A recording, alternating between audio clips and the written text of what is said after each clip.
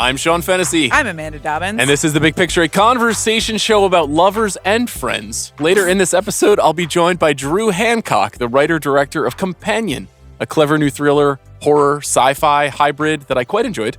We'll talk about it momentarily. Drew has been a writer and director in Hollywood for years.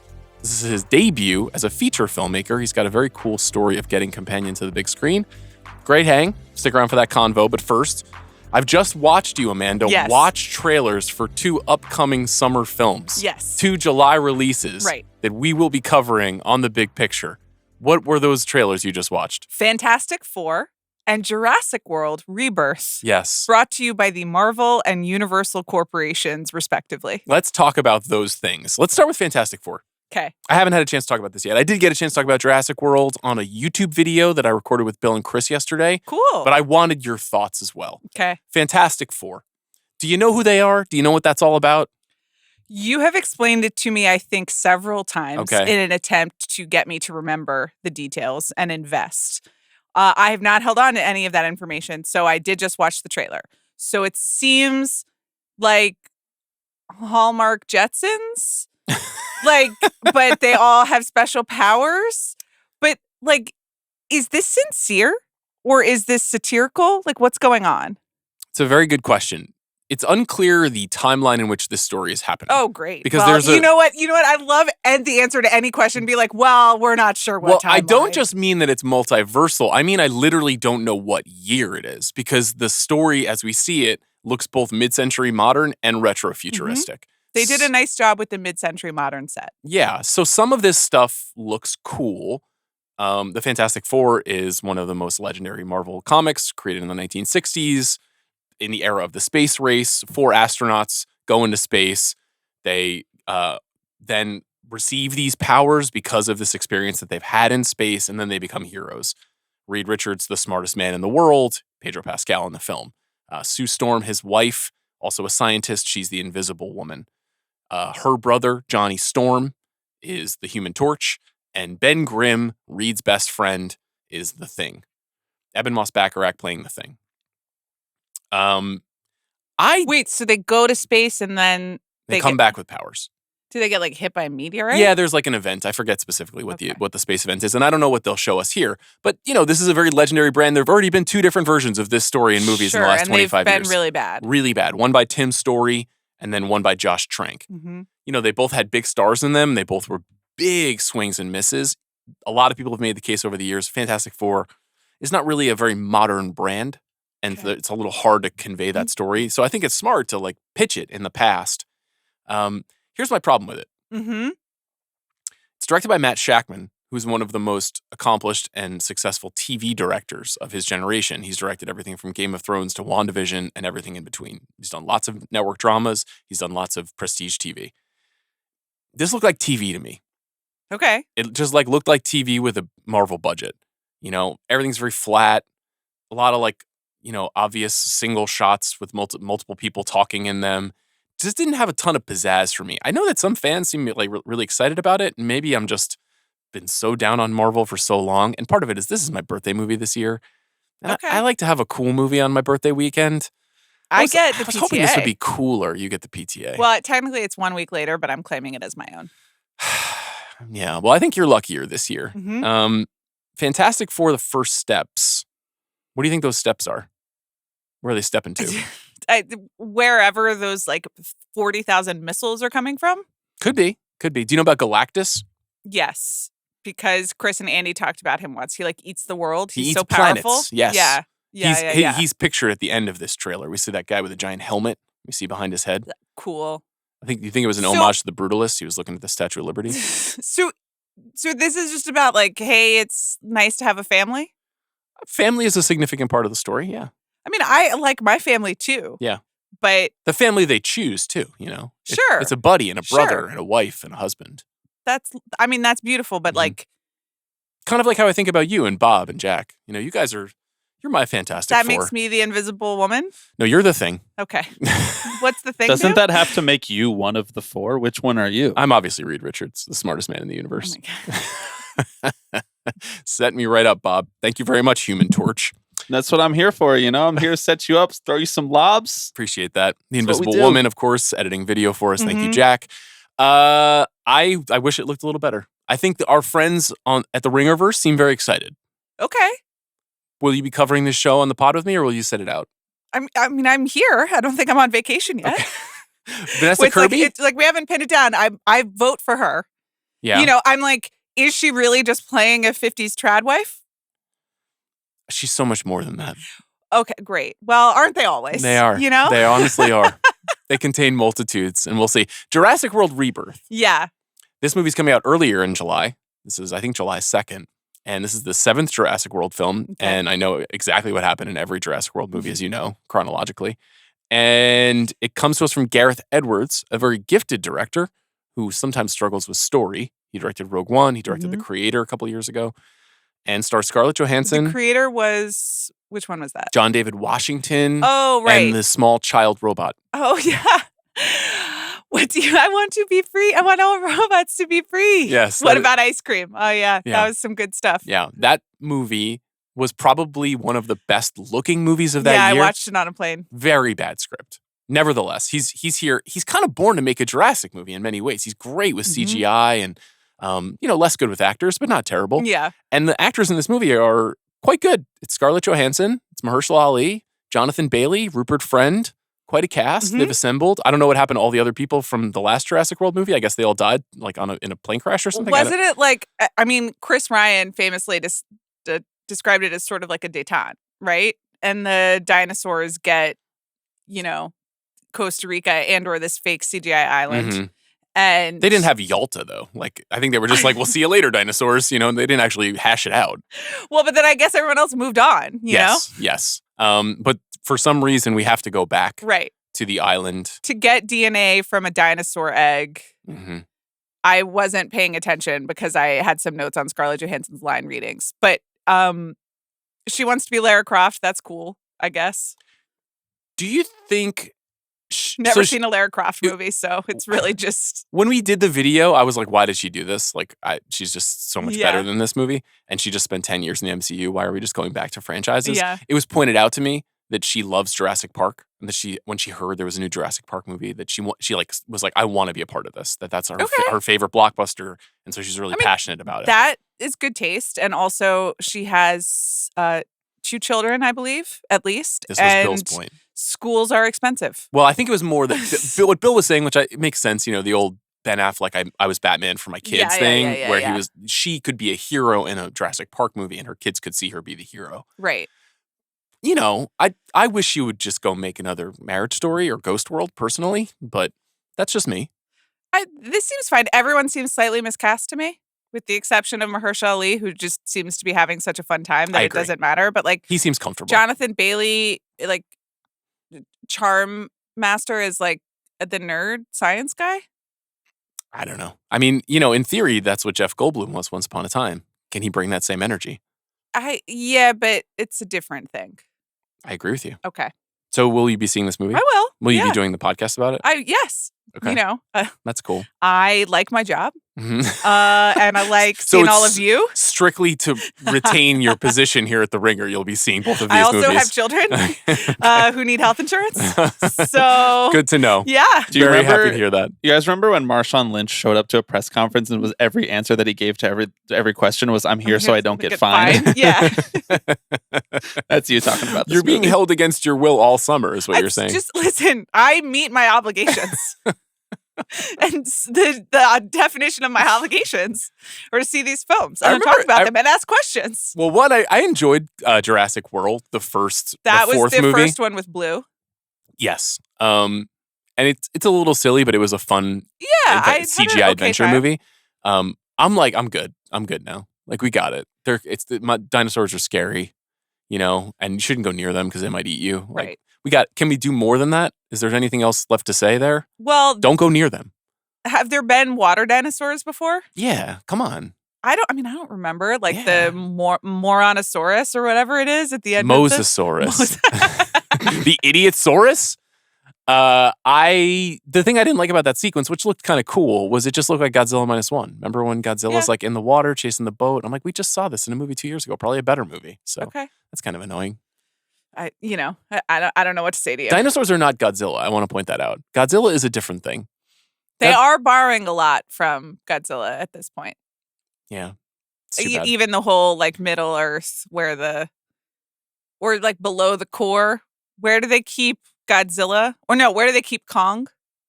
Is it Inner Earth? Yeah, that sounds right. Inner world.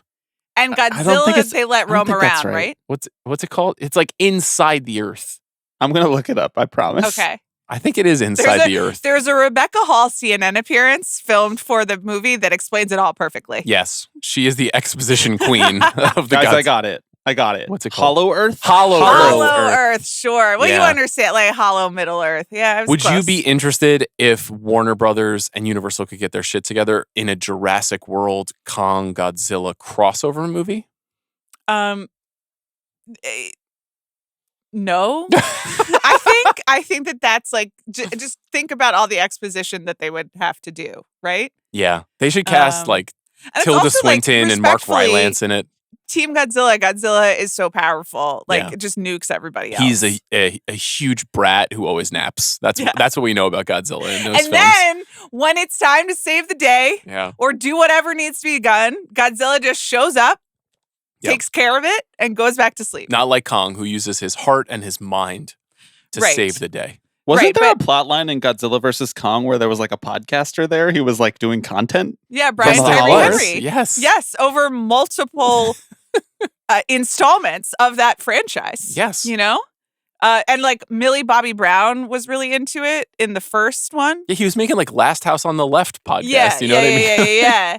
And then her dad was Kyle Chandler, and she tried to get Kyle Chandler to listen to it, and he wasn't a part of it. He was like, stop listening to this darn podcast. Right. And they moved on. I think they healed whoever was in the last 3 Jurassic movies, Yeah.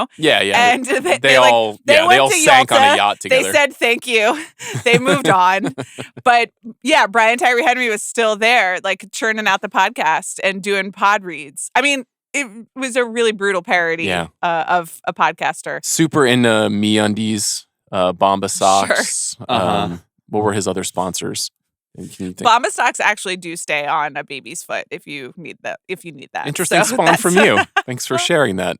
All Bombas, please send to Amanda Dobbins, courtesy of Spotify. All the other socks fall off. Mm-hmm. Are you doing the read right now? No, I'm just, I'm living my life. I'm sharing my personal experience. That's good. You are retaining your position here at the Ringer. And now I'm available to go to Hollow Earth. Is there anything else in the world of movies you'd like to hit before we get into the topic at hand for this episode, which was your idea? Do you want to say anything about the Academy spoiling The Brutalist on its... I didn't love it. I didn't love it. Did you see that, Bobby? Bobby's so mad. I did see that. Well, number one, that's like the worst written scene in the whole fucking awful. movie. We spent time on the episode. Yeah. And then they scroll the script underneath it for that being nominated for Mona and Brady for listeners of the show who have not seen The Brutalist, do not look at the Academy's social media handles, because in an effort to, they do this, they show us the scripts of films that are nominated for original screenplay and adapted screenplay, and then they put the scene side by side. They often do that during the telecast too, which is a cool thing. The scene that they chose for The Brutalist, pretty important scene. In a 3.5 hour movie, it happens in like 3 hours and 14 minutes. It's very true. So don't watch that if you haven't seen it. There's straight up no defensible reason for not just choosing the exchange between Adrian Brody and Guy Pearce. 1,000%. Totally agree. That should be the scene. I will say though, so you sent me this and I was driving, and so all I saw at first was my phone read to me, Sean has sent a link to x.com and the comment, WTF. And I was like, oh no, they postponed the Oscars, oh no, like something truly terrible has happened. And I was like, oh great, like someone spoiled, the worst part of The Brutalist.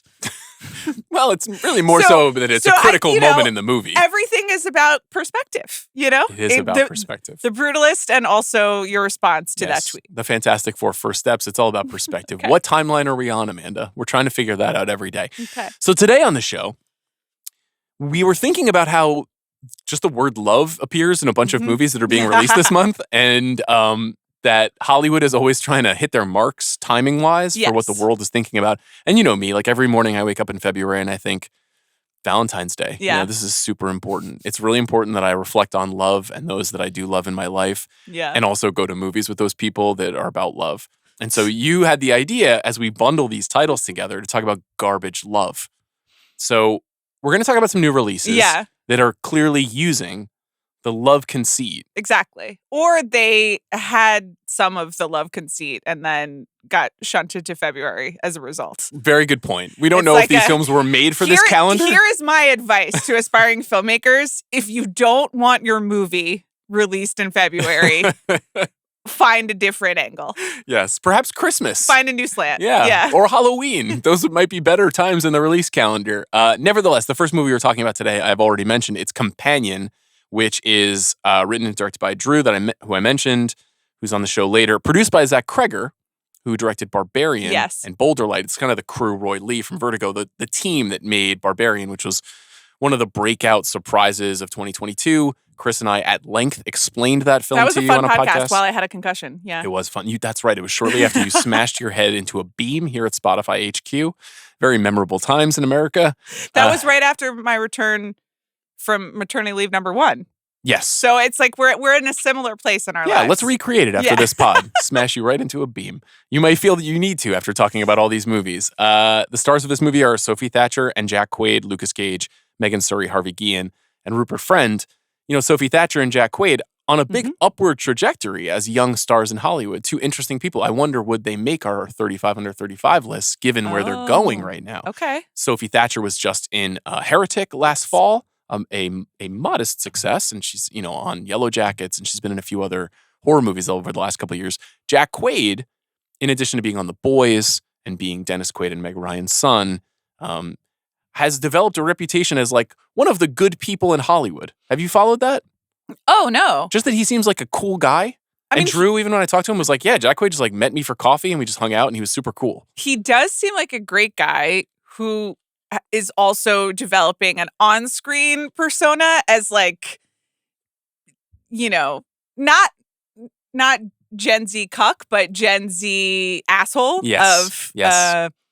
In a really effective way. He's really good. He leans deeply into that in this movie.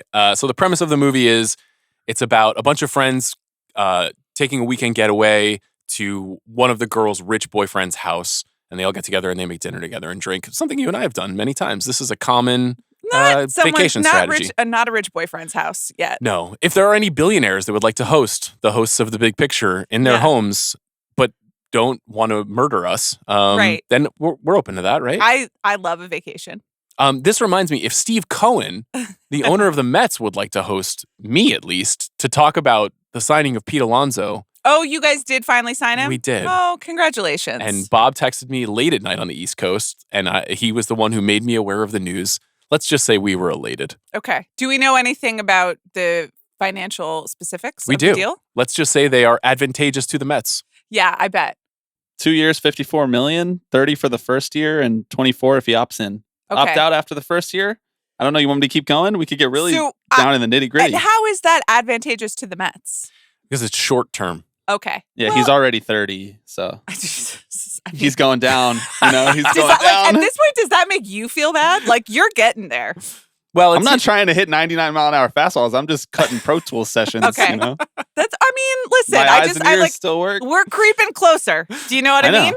I'm aware. Yeah. I feel it. Ever since you crossed 40, you just want to drag everyone with you. I see what you're doing. Yeah, I do. So Companion, anyhow, shout out to Steve Cohen. Appreciate what you're doing for the Mets. It really just changed my life, if I'm being totally honest. I really like this movie. This is a perfect February movie in many ways, which is, it's like a really tidy 90-minute genre movie that is fun and feels very informed by movie history and gets great performances out of its two leads. It's a tough movie to talk about without ruining. It did really well at the box office and is probably going to continue to do pretty well. So some people have seen it, but the thing is they made a choice here in the marketing of the movie. So I wanted to ask you, did you know about the sort of first act premise twist of the film? I either did or I have seen a lot of movies and it was like immediately apparent. How immediate? How quickly did you, because this is an interesting part of the dynamic of the movie. Full disclosure, I saw this one at an AMC, so I timed my arrival a little bit later in order to listen. I'm a woman on a schedule, Sure, and then I got there a little bit late, and then I was like, did I miss the part of the movie where they explicitly say what's going on, because it's very apparent to me sitting down and watching it. And I would say I got there as they are driving to the vacation. Okay, so what you missed at the beginning of this film is something that we see later in the film is the meet cute between the Jack Quaid character and the Sophie Thatcher character. Right.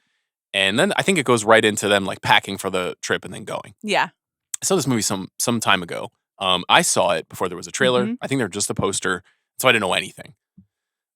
If you don't want to hear anything about Companion, a movie that's been out for 7 days now and has a trailer that reveals what we're going to talk about, right? Turn off the show, I guess. I don't really know how to talk about this stuff anymore. So here's where I don't know, like, spoiler, don't add us. I don't know whether, I think it must even be in like the one-line ticket description or something. I think this, like in the tagline. Yeah, this info is like so widely available that I must have somehow seen or known, or even like a description of it. Like, I mean, even the title, sort of. Yes. You know, which is okay.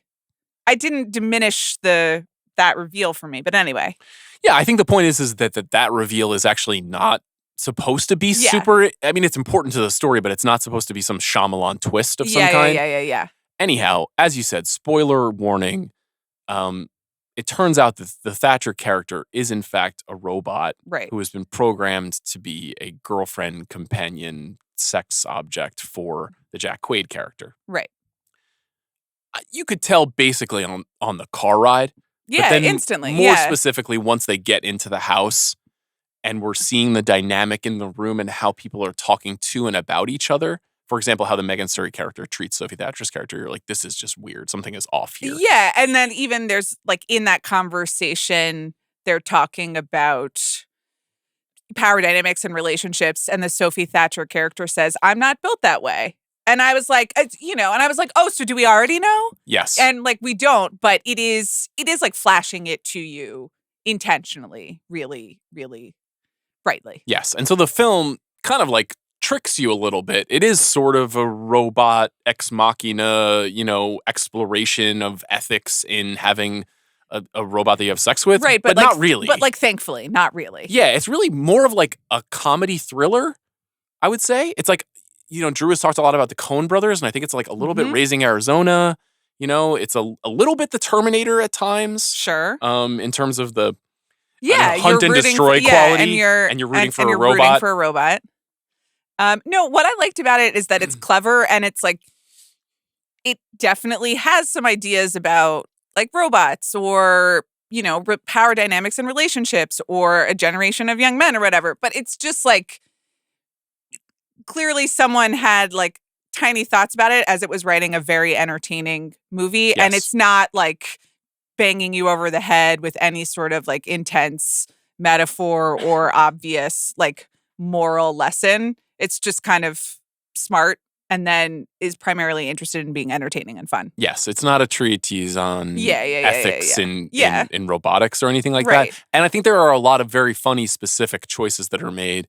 For example, the revelation that Sophie's character is a rental and has not been bought. And like you could imagine in an economy like this that a sex robot could be rented and returned, which is super disgusting. Right. But is the kind of thing that would happen. And like the world building or the robot building of how she's controlled and the choices that are made or that can be programmed. Obviously the intelligence one is like very funny. Yes.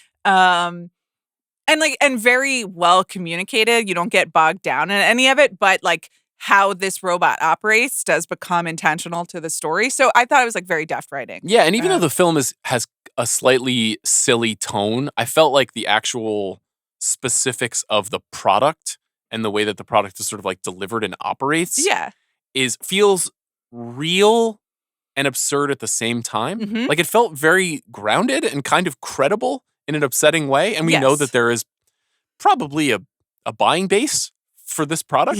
Yeah. Like if this hit the market, some Jack Quaids might be interested in it. Yes. And then, the film kind of there are more reveals and more and there's one particularly really very good fun, one. Very really, fun one. really good one. And I did not, I didn't see it coming either. Yes. So we won't spoil that one for anybody movie. listening at home. It's really fun. It's just like a great genre movie for a February release. I hope more people get a chance to see it. And we should listen to Drew talk about it too, because he the like movie is having ideas but not being obsessed with their ideas is interesting, coming out of the Brutalist discussions we've been having, where it's like, this is about something, but it's not only about something. Yes. It's about having fun I'm really pro that. Yes, I know you are. What if we could have a nice time while also having brains? I agree with you. We can have it all. What do you make of Sophie Thatcher?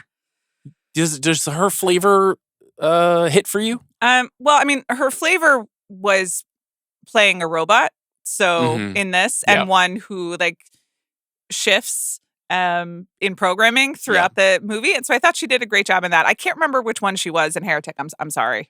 Well, she was the seemingly slightly older, slightly more mature one. Opposite Chloe East, who's a little bit more sort of like buoyant and optimistic. Yes, exactly. And Sophie Thatcher, and that I think is kind of her screen persona, is like a little bit like taciturn but hardened. Okay. And very final girl. She was in a movie called The Boogeyman where she's the final girl. She's really kind of like a Jamie Lee Curtis archetype, I would say. And she keeps getting cast and pursuing movies like this, which I think is often a tried and true pathway to getting bigger and bigger parts in Hollywood these days. There's a bit of Anya Taylor-Joy a little bit about her in her, like, there's a reason she was cast as a robot. Yes. There's like kind of perfect imperfections though. Yes. She's like doesn't have perfect teeth. She doesn't have like a perfect complexion, but she's obviously quite striking. I like her a lot. I think her skin's pretty good. One thing I've been noticing is I've been watching my high definition television and 4K stuff, like Severance, for example. I've been watching Severance this season. Excellent show.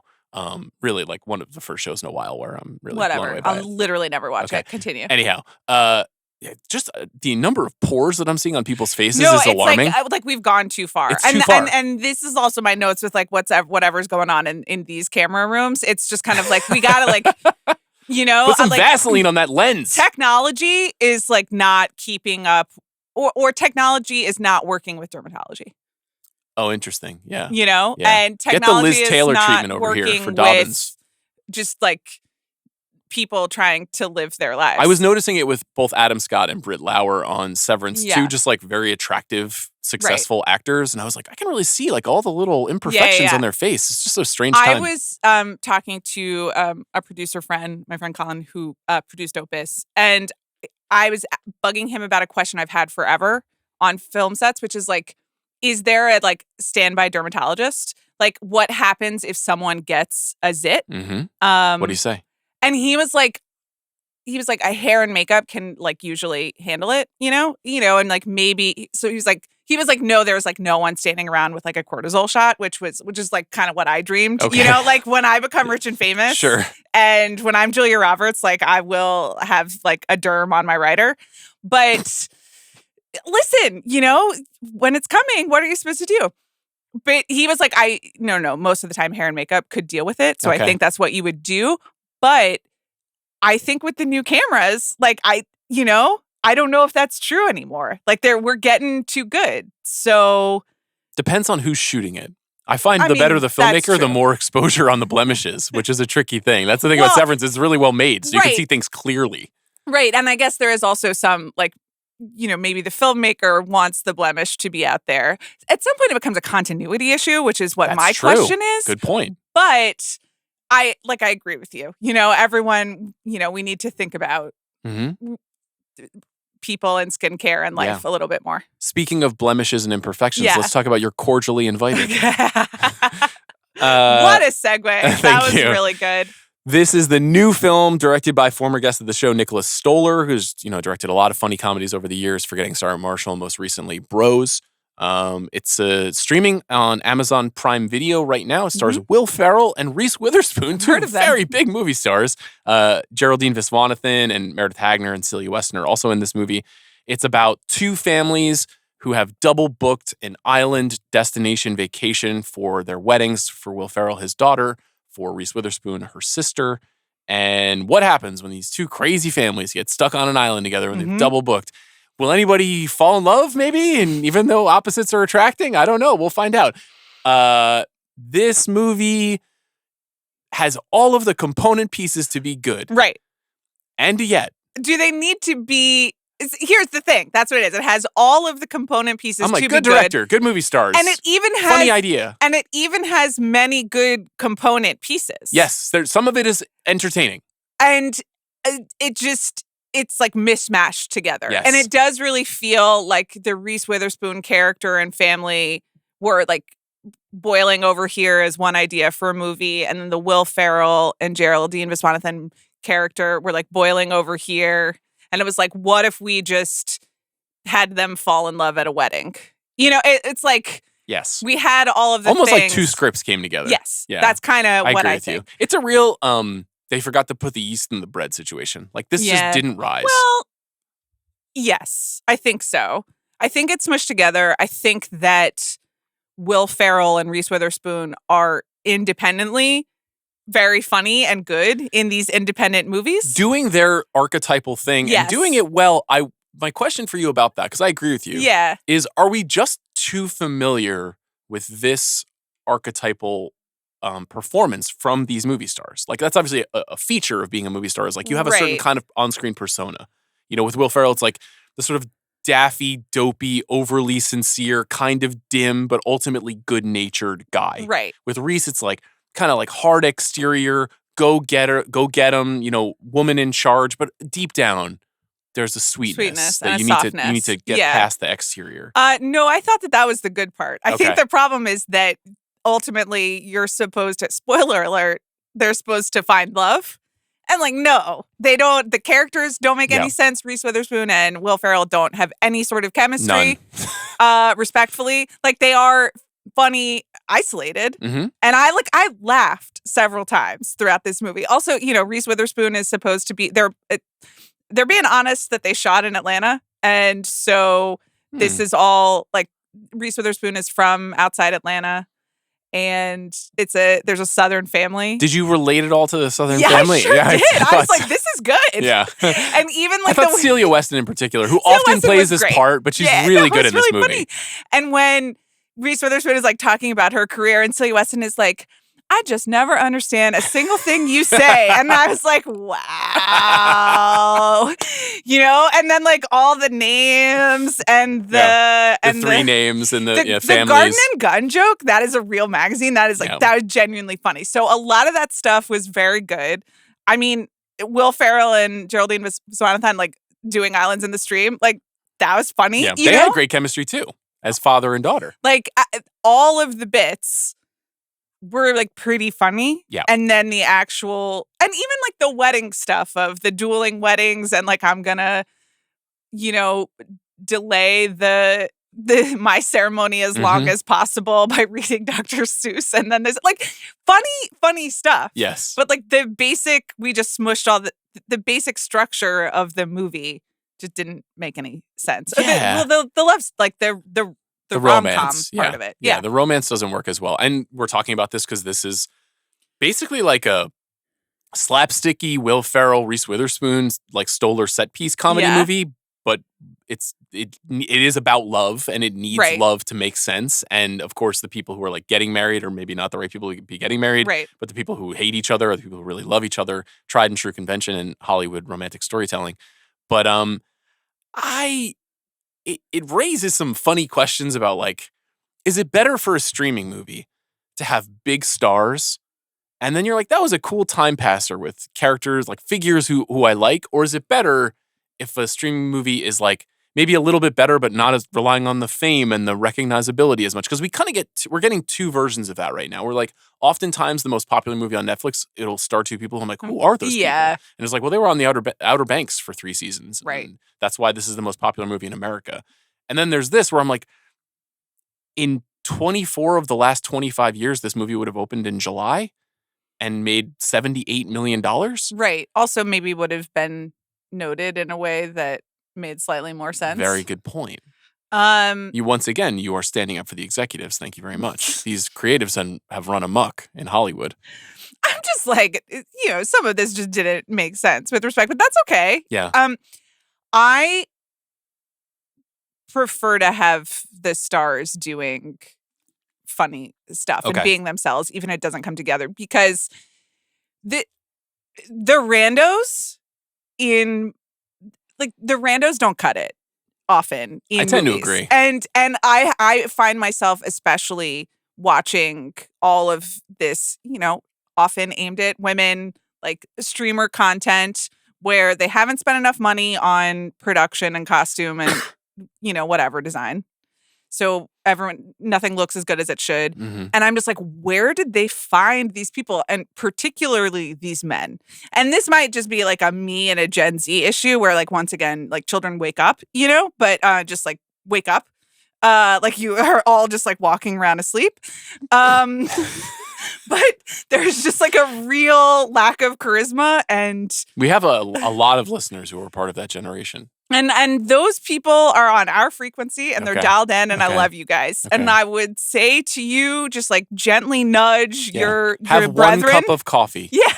Yeah. It's okay to have one cup. Or don't, and then don't be a performer. Like, both are fine. Yeah. But so all the randos, like the people that they keep finding, just like are not there. And I noticed the cost savings, shall we put it that way? Yeah. This is obviously Companion actually does this, like, Companion has a twist on this in a way where for a long time I was like, where are we finding these people? Who are these people? Yeah. Yeah. And they're the right people. There's a smart twist on that. Yeah, I completely agree. There's actually an inside joke about that I could explain to you, but I would spoil part of the movie that I would tell you off mic. That makes it even funnier, honestly. Great. So yeah, this movie I thought was really deeply mediocre, but I didn't hate it. And I think I tend to hate a lot of the straight-to-streamer movies where I'm like, this just is a real waste of time. And this was a time passer. Right. So it's not so bad. I chuckled. That's the thing. I have a big relationship to Will Ferrell, though, and I just want more for him. And he did something very funny this week where he basically said F you to the Academy for not nominating Will and Harper, which was very amusing. And he's just a significant part of my adult life as a movie fan. And, this is okay. It's okay. Reese Witherspoon is also important to me. I guess this is like slightly better than some things she's done. So yes, better or worse than The Morning Show?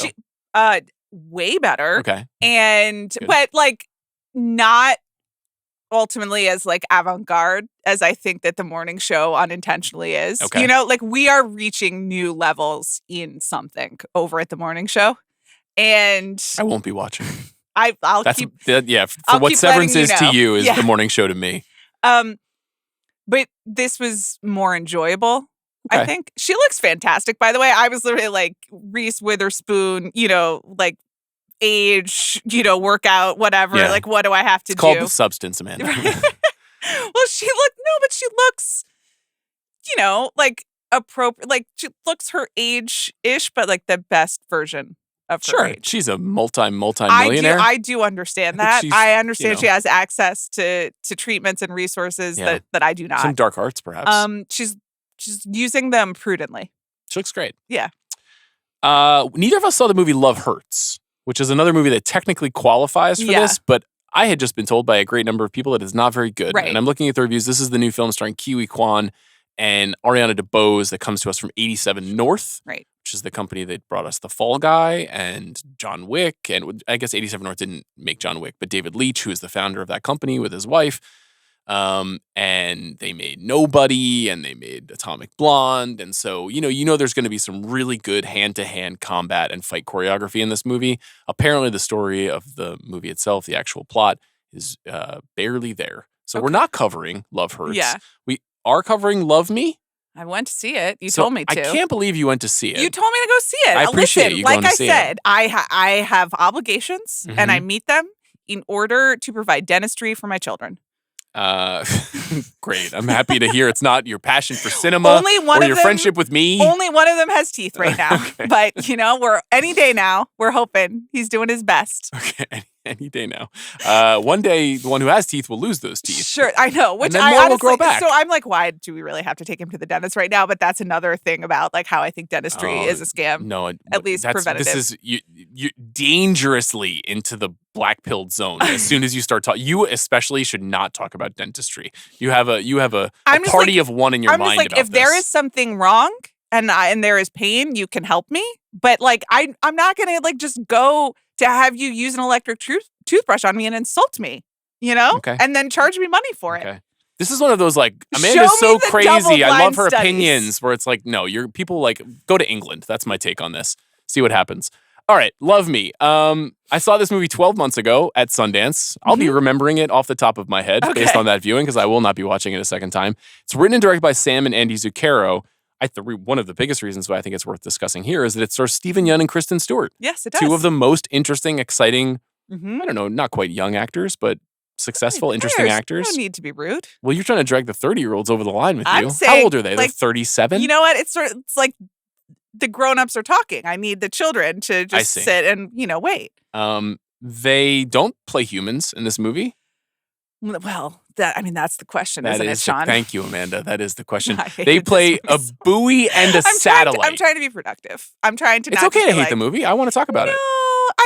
I found it very irritating. It is very irritating. Yeah. I'm with you on this. Okay. They play a buoy and a satellite in a post-apocalyptic world, and that they are a sort of artificial intelligence that is able to exist in a world where there are no humans, and they build a bond in this desiccated world, and they learn what life was like on Earth together because I guess the internet has documented everything, and so they can read about it and watch videos, and they eventually... The cloud is still alive. The cloud is alive, right? Which is why you should put everything in the cloud so that one day a buoy can learn about you and then come to represent you in a love affair with a satellite that looks and acts like Zach.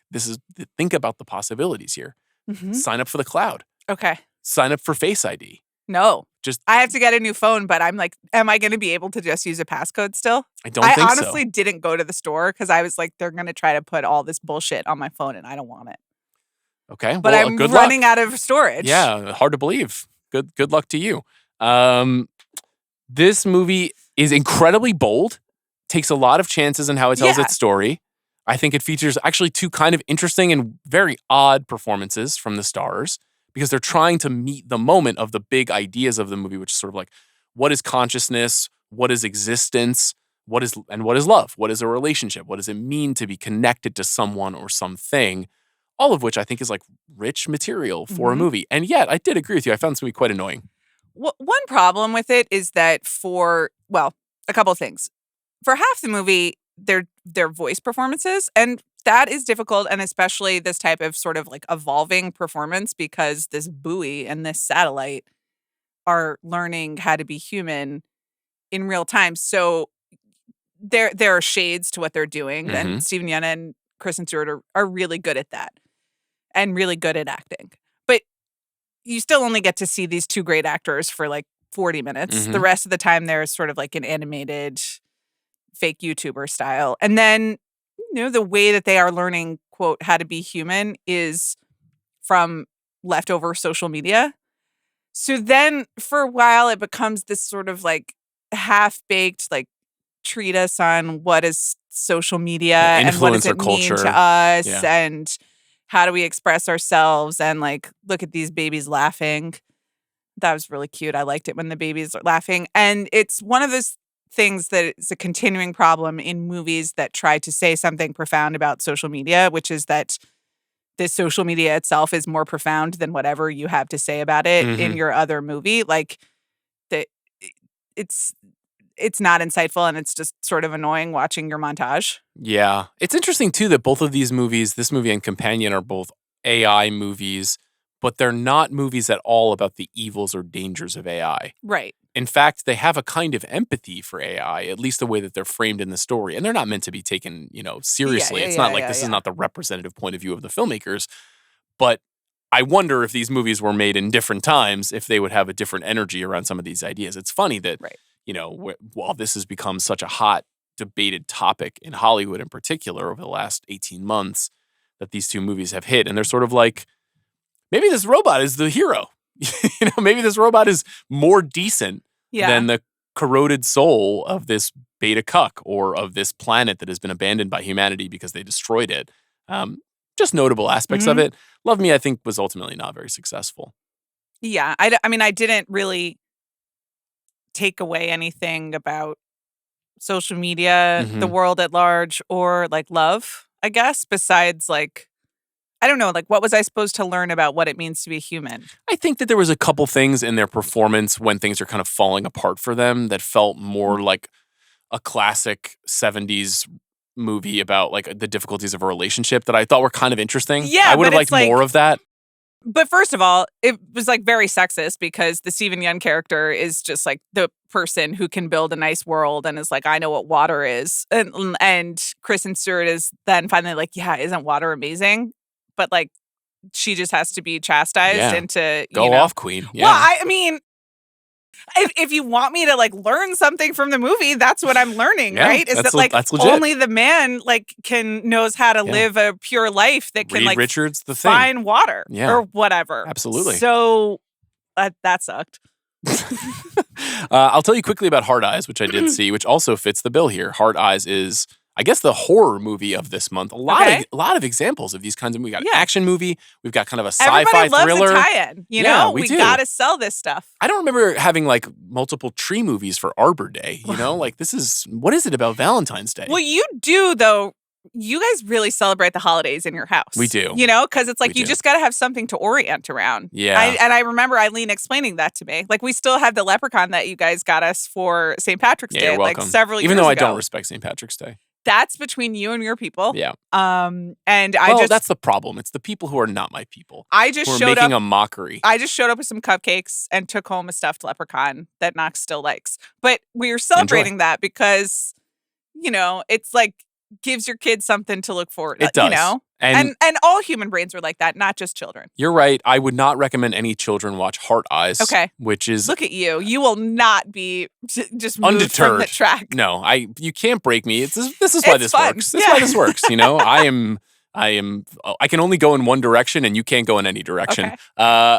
Heart Eyes is a horror movie directed by Josh Rubin. It's a pretty talented horror filmmaker. He's made a couple of movies, Scare Me and Werewolves Within. Stars Olivia Holt, who I'd never seen before, but I think was also on one of those Netflix or Amazon series, and Mason Gooding, who you may recall from the recent Scream reboot movies. Jordana Brewster makes an appearance in this movie. Devon Sawa. Disney Channel. Okay. Kicking it. Disney Channel original movie Girl vs. Monster. And Disney Channel original series I Didn't Do It. I Didn't Do It. Yeah. Interesting. That was also O.J. Simpson's biopic. She was on Runaways. That was like an MCU thing? Yes, soft MCU. It was like on Freeform. Okay. She's also a singer and she's had some voice roles. Interesting. She's a pretty good lead in this movie, which is like, I think, a perfectly adequate slasher with a sense of humor about a crazy killer. I love a holiday-themed slasher movie. You know, we talked a lot about them with Eli Roth back when he was on the show for Thanksgiving. This is a tried and true format. In this case, Mason Gooding and Olivia Holt play co-workers who are mistaken for lovers by this crazed killer. And so it's like a kiss cam situation.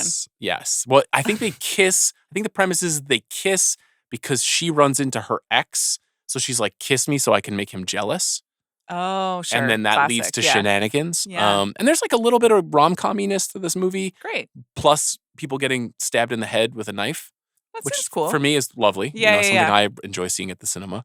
And I thought this movie was pretty good. Great. That's pretty much all I have to say about it. I mean, Devon Sawa's in this? He is. Wow. Who is also, obviously, I'm sure, lives in your heart forever. Hugely important. Now and Then and Casper the Friendly Ghost. Yes. Like, if you know, you know. I think also his work in, Final Destination and whatever. A lot of other, the Stan sure video, that's great. the Eminem video, Stan. Yeah, that is really important. Obviously, he's an icon, and it's nice to see him in this movie. Jordana Brewster, she appears in the worst movies ever made, the Fast and Furious franchise. Okay. Fast Five. You couldn't even get it out. You couldn't even get the franchise out because you don't believe it. You don't believe it's the worst franchise ever made. It destroyed movie culture. It is literally, because we didn't have to do 9 versions of those kinds of movies. You want to do it for the interconnected universes? Fine. Fast, fucking terrible. They drag the safe. Makes The me sick. Rock punches Vin Diesel. I don't know what else to tell you, dude. Yeah, I agree. Don't tell me anything else. Okay. Here's what I'll tell you about Garbage Love. There we go. You found it. I want some sort of like bell or thing, every time you nail it, you can just be like, ding. Yeah. Yeah. Something to think really, about really in good. post. We can just like start cutting. Yeah. Can we get a chyron here? Right. Where, it's really, it's really Segue very count? gifted. Thank you. I got a college degree so that I could make a button for Sean to press when he does a good segue. No, I'd like to press it. We're all monkeys. Oh, guys. you want to press it? I want to press the button. Yeah. Yeah. We're all That's monkeys. what I'll do with my college degree. So you came up with the idea of doing Garbage Love for this episode, which I thought was a great idea. And when you said it, here's what I thought. And tell me if you agree with this. I wrote down it's a specific brand of genre movie utilizing the framework of classic romance stories, but usually in a craven bid to get women to come see genre movies. Yeah. Is that right? Yes. This is a perfect definition because once you put it in that way and we made the list, I was like, it is crazy how many of these movies I've seen, even though they are, and you isolated 3 categories, like the horror romance, action love, and sci-fi sensuality, which is such a gross word. But it's like, wow. I mean, I've seen so many of these movies because I will go and put up with this shit if you have. And I think it is a little bit like the romance framework, but it is also, if you're doing a love story, then you got to have 2 stars who you recognize. So, and 2 people equal. So you don't have a lot. It's fewer randos. Right. We want to see them together. Yeah, right. It's fewer good movies, but almost all of these films star people who you would go to a movie to see. Interesting. So do you have a preference out of horror, action, and science fiction that you prefer here? I think the action. Okay. I also think those are like the most successful. They're certainly the biggest of the movies. Yeah, and I guess the horror ones, some of these are good in their own ways, but it's just kind of less of what I'm into. The action romance romantic action movie can tip into rom-com as well. It can be funnier because a lot of the action scenes can be the sort of winking action that you hate, or you can build comedy around them. The sci-fi ones are like really, really, really ponderous. They are. And there are like, a lot of examples of this. I barely scratched the surface on this because it's always like, if you were stuck in space with only one other person, would you be able to discover love in an undiscoverable time? Yeah, and like some of the sci-fi stuff is like, well, we'll do like fake deep philosophy for the boys and some like romance for the girls. Yeah. So there's also little Solaris, little Casablanca. Yeah. And it's there's probably also one. I think fantasy films don't qualify for this because they already have like the romance is baked into that genre. Yeah. So this is the number one example of this in the culture right now is Outlander, which is a TV show, a long-running TV show on Starz. My father and his wife are huge fans of this show for reasons that are fascinating to me because this has nothing to do with anything my dad has ever liked. But I hear he's like, "You caught up on Outlander?" I'm like, "Sir, I've not seen 1 minute of one episode." But those. And obviously, romantasy is the category in fiction so right now. Wild. Yes, it's so popular, but it hasn't. Are they going to make like the dragon fucking movies? Have Mallory and I were just talking about this. I think so. It's like Oinks, is that? But that's a different one. I mean, there's a lot of different like dragon fucking. But it hasn't really hit films, right? Well, which is interesting. Because you think that's a great place to tell these stories, not these janky TV budgets where they can only kind of sort of do some of the fantasy elements. Outlander is in pure fantasy. It's it's more of like a historical amalgam, but there's just not a lot of those to go into. Yeah, that is another subcategory that I didn't like quite think fit, but there are a lot of historical dramas and like what I would describe as like dad core movies that then do also fold in a romance in order to develop the character and or I suspect hold the attention. Yeah. I will find you, love you, marry you. Exactly. Yeah. Like that's Last of the Mohicans. Which one do you want to talk about first? You like sci-fi the least? I think so. Well, Some good examples. No. It's not that I like it the least. It's just that like it gets so weird so fast. Mm-hmm. And you threw one here that like I genuinely laughed out loud when I was reminded of the existence of this movie, which is called In Time, starring Justin Timberlake and Amanda Seyfried. I don't know anything. I mean, I saw this movie in the theaters. Mm-hmm. Like, and it's shot in some sort of like boring futuristic it's like a steampunk era movie, and there are a lot of watches, and like otherwise I don't understand. I don't remember the conceit. The conceit is that time is currency, and that you have a certain amount of time to live, and that is represented on your forearm, your wrist. Yeah. And the Justin Timberlake character is constantly trying to buy more time to stay alive. I don't remember much more. It's notable because it's written and directed by Andrew Niccol, who also wrote and directed Gattaca. Mm-hmm. And he is one of the classicists of sci-fi sensuality. He's done a lot of different kinds of movies, but those two movies to me represent like the absolute heart of like, do you want to go see a romance between Ethan Hawke and Uma Thurman, and also do you want to see learn about the futuristic devastation? So one is a cool genre movie and one is garbage love, you know? In Time is garbage. Yes. Gattaca is cool. Yes. In Time stinks. Yeah. So that is part of it, for garbage purposes. Right. Yes. As soon as you said In Time, I thought of a contemporaneous film, The Adjustment Bureau. Yes. Which again, all I remember, so it was Emily Blunt, Matt Damon, John Slattery, and they wear hats for like time travel. And they're adjusting. Are they like insurance people in the future? I don't really know. But at some point, John Slattery is like chasing Matt Damon and Emily Blunt with hats. And they are in love and they have to like get away to save the world. Matt Damon's character learns that he is facing the powerful agents of capital F fate itself. And glimpsing the future laid out for him must either accept a predetermined path that does not include the ballerina Elise, played by Emily Blunt, or else defy capital F fate to be with her. Crazy movie. Absolutely crazy movie. Absolutely going in the garbage love. Yeah, Matt Damon and Emily Blunt. Yeah. Like, it's at 2011 or something. Yes, like, they were really powerful. At the absolute height of the Damon, like, this guy does not miss. Like, every movie he makes rocks. And he made The Adjustment Bureau, which isn't bad. But it's not good. It's not good. How do you feel about Time? Which one is that? That's the Donald Gleason and Rachel McAdams. The Richard Curtis movie. Yeah. Man, did I cry. But Rachel McAdams is also in The Time Traveler's Wife. She is. Yes. Okay. So it's she had a little bit of a someone should have stepped there. in and done something about that, because how can you possibly keep these movies straight? I don't know.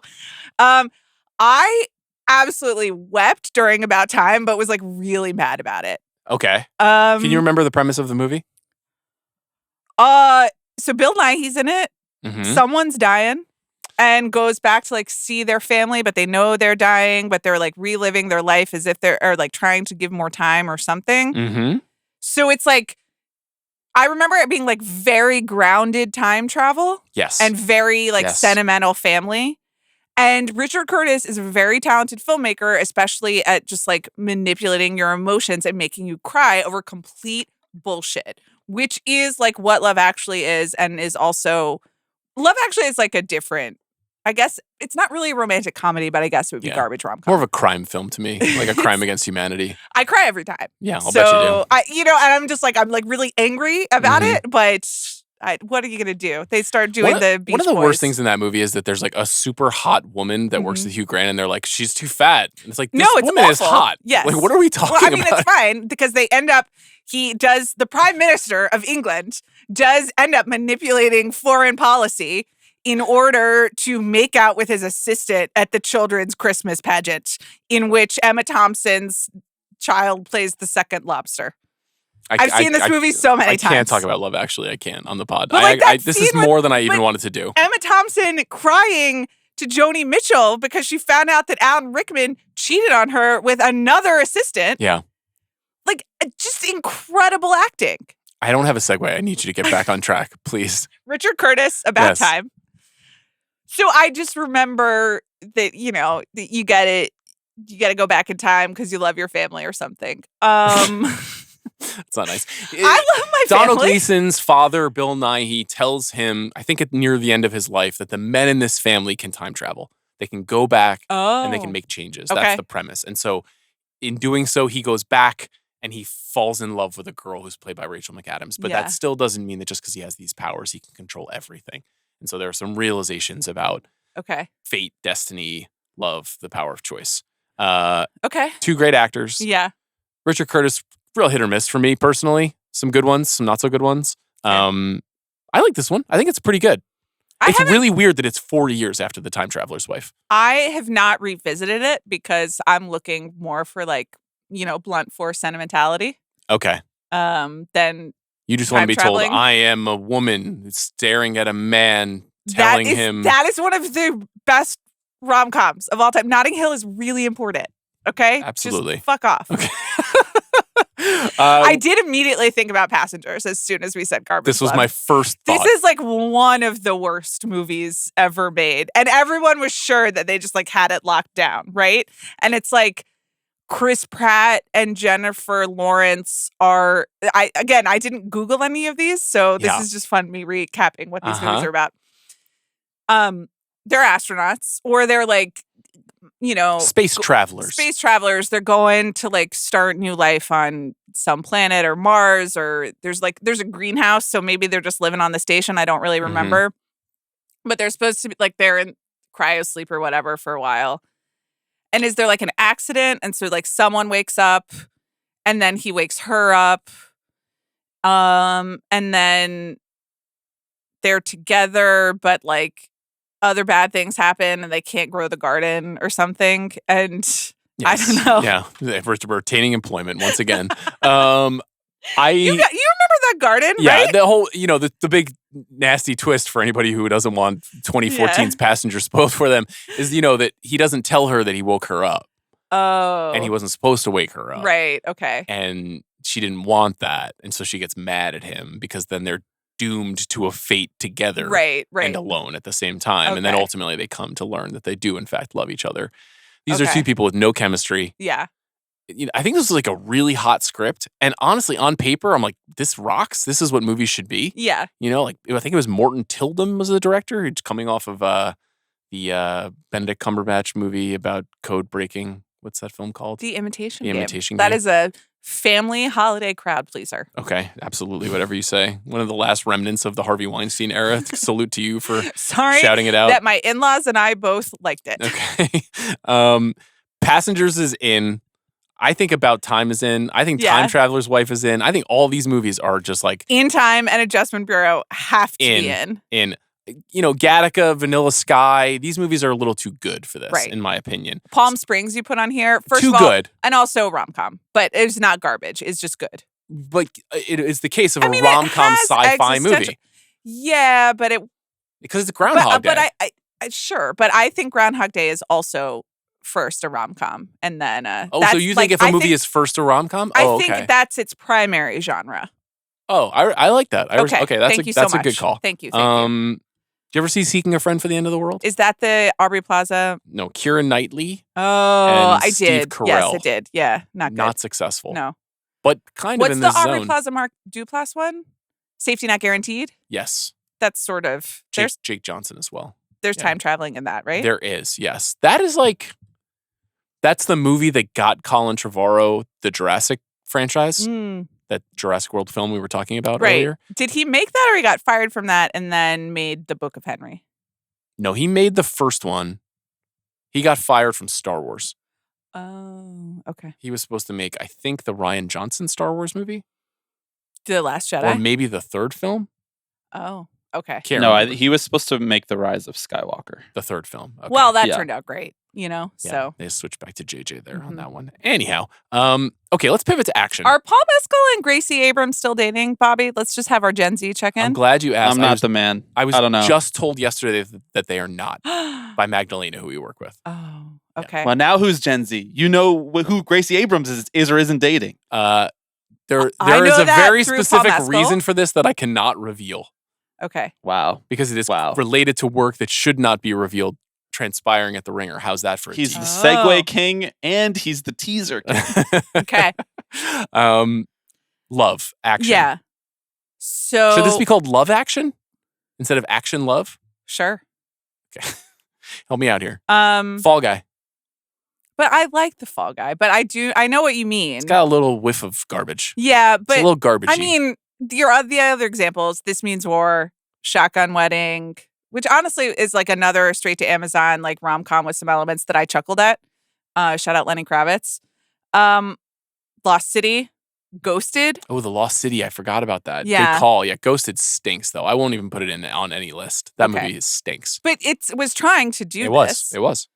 Good call. I think Mr. and Mrs. Smith is too good for this. Okay. The Lost City is a great call. Okay. Because it's like definitely not bad. Yeah. Pretty entertaining. Yeah. Pretty janky. Yes. But hit its marks. People liked it. They went to go see it. Big movie stars. Premise is goofy, but good enough. Fall Guy is like right on the edge. Okay. I mean, like we could do it. I think that This Means War is too rom-com. A terrible movie, but interesting. Okay. Anything else more recent vintage that has these elements? Because it feels like these movies in particular are kind of all riffing on Lethal Weapon, but they actually just replaced Danny Glover with a blonde lady, right? Yeah. What was that? I mean, Back in Action is like the family version of this. It is. It is. Also stinks. It does. Yeah. It's not so much about love as it is about the nuclear family. But that's what they're iterating on that. You're right. It's a subset of that for sure. These movies are not good. It's tough. I mean, the sick delight that Chris and I get out of, say, like, trash special ops, where there's like a man with an earpiece is being told like, kill, kill, kill. And we're like, fuck, yes, kill that guy. I was delighted in my own way by Fall Guy. Fall Guy was fun. Fall Guy, but also Lost City. Yeah, these are fun. And even like, I mean, Shotgun Wedding is not going in, but I like that the streaming, for the streaming category, it was a pretty good version of that. Okay. I like that. Now horror. Yeah. I mean, Twilight. Twilight is the most important movie in Garbage Love, I think. Yes. Because as much as these movies have a huge fandom, like, they're not good. They're not actually good. Twilight, the first one's good. Is it? Yeah, the Catherine Hardwicke. Thank you. Thanks, Bob. I mean, as like a teen, but there's romance. Your caveat, like it's not. No, but it's like good. Listen, teens have feelings too. We don't always accept them at the table, because they got to wake up, right? Exactly. They got to wake up. Have a cup of coffee. They had to listen to their elders. But, the people who loved Twilight when they were teens are like 34 now. This is not, we've come a long way. What are you talking about, bro? I'm not 34 yet. Well, not just you. You're not the only person. Right. What year did Twilight come out? Good question. 2010? 2009? Earlier than that. I think 2006? 2008. Yeah. 2008. I was 2008. I was like young, 20s. So 2008, if you were 18 when you saw Twilight, you're 34. Sure. Turning 35. Damn. Well, I mean, it's just, that's like, sometimes that's a new box you got to check. Yeah, so if you're 35 to 39, welcome. 35-year-old man or woman looking at us, movie podcasters, and saying Twilight is deeply important to the American canon of cinema, to you I say no. In this context, absolutely. Just so you know, we will have a new audio drop of you saying Twilight is good and Twilight is an important piece of this American canon. Yeah, put it right alongside my litany of brilliant segues and me saying I'm the Reed Richards of the big picture. Right, but so here's my question, because Twilight is obviously one of the first things that I thought of. But aren't all vampire stories love stories? I think they're all sex stories. Well, this is about sex too, and not really being about allowed love. to. Well, it's about love, but also not being allowed to have sex and like really wanting it, which is interesting. Also, every vampire story but they do, that I understand. Well, maybe it's like Twilight 3 and 4, and she like becomes a vampire so they can fuck. What's like Breaking Dawn? Remember when they were dropping like Bon Iver and Licky Lee on the soundtracks of these movies? These movies are insane. Dakota Fanning is like the Italian vampire queen. So crazy. Yeah, bro. Yeah. What was that baby named? Renesmee. Yeah. And Michael Sheen is cooking in these movies. Some of the worst CGI ever made for the baby. So bad. It's worse than when they just when Clint was like, "Here's this doll." You know, it's worse that they actually tried to make the baby look real with CGI. Hold on, time out. Let's get this right. So,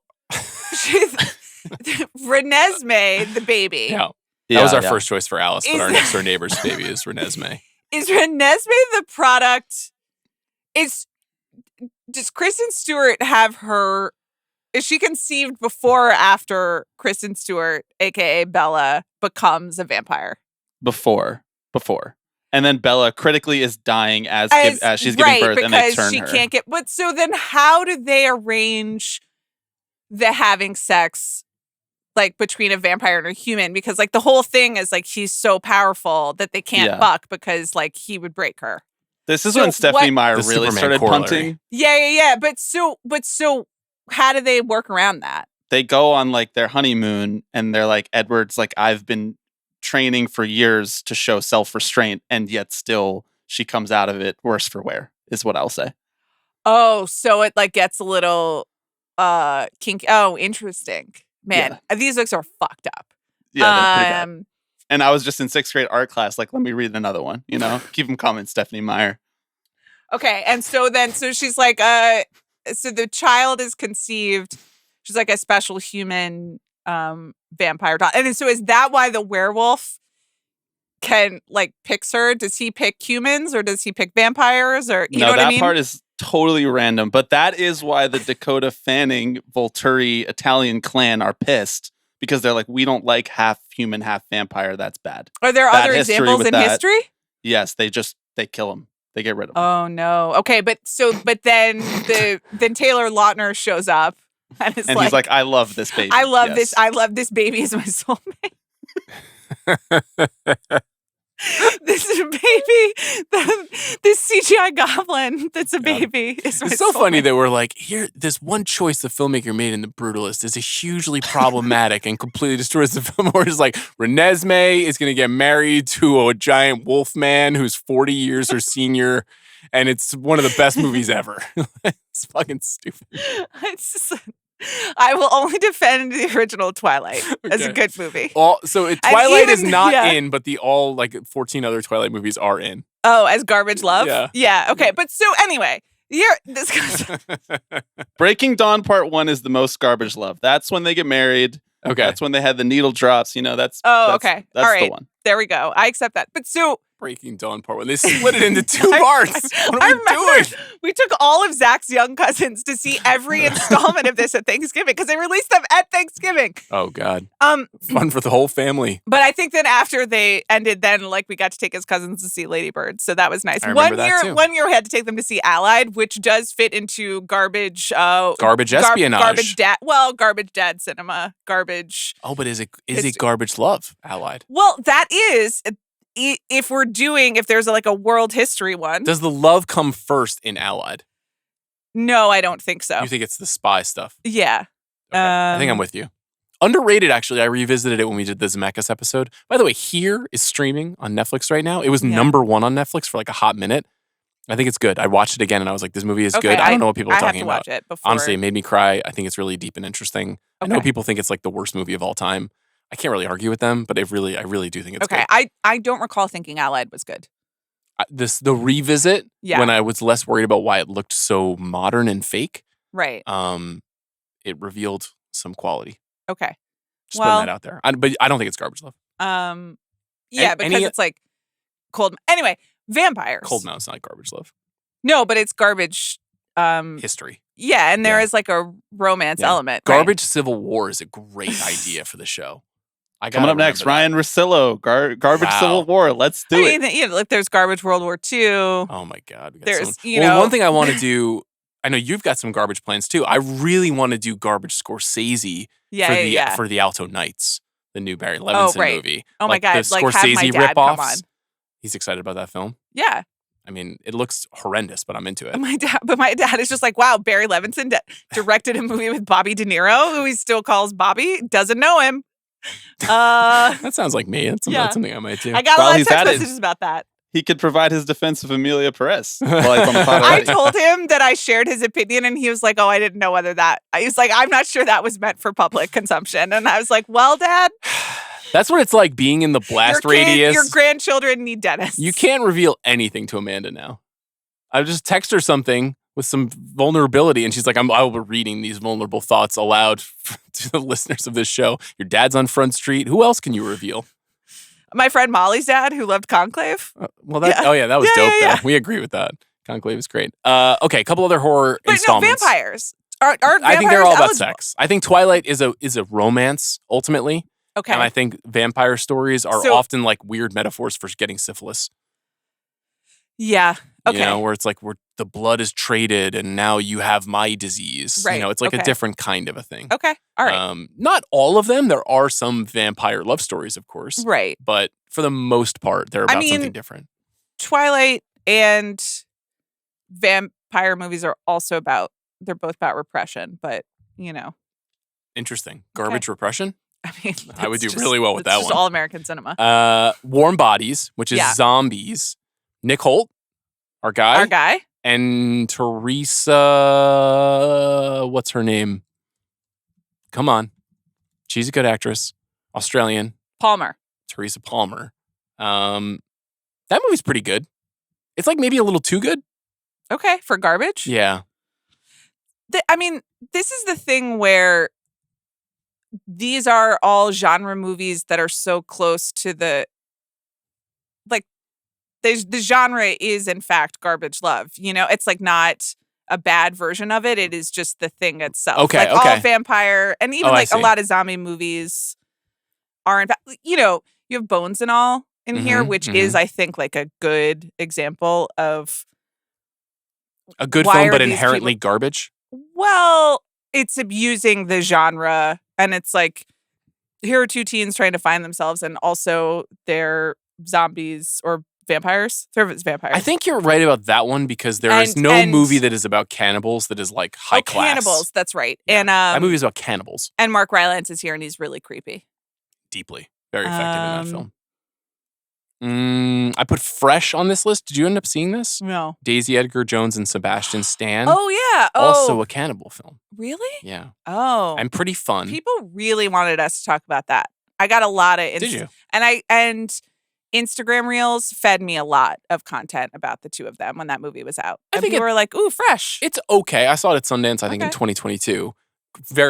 As always, very amusing Sebastian Stan performance. Not sure Daisy Edgar Jones quite up to the task of that movie. Nevertheless, it's pretty good. Okay.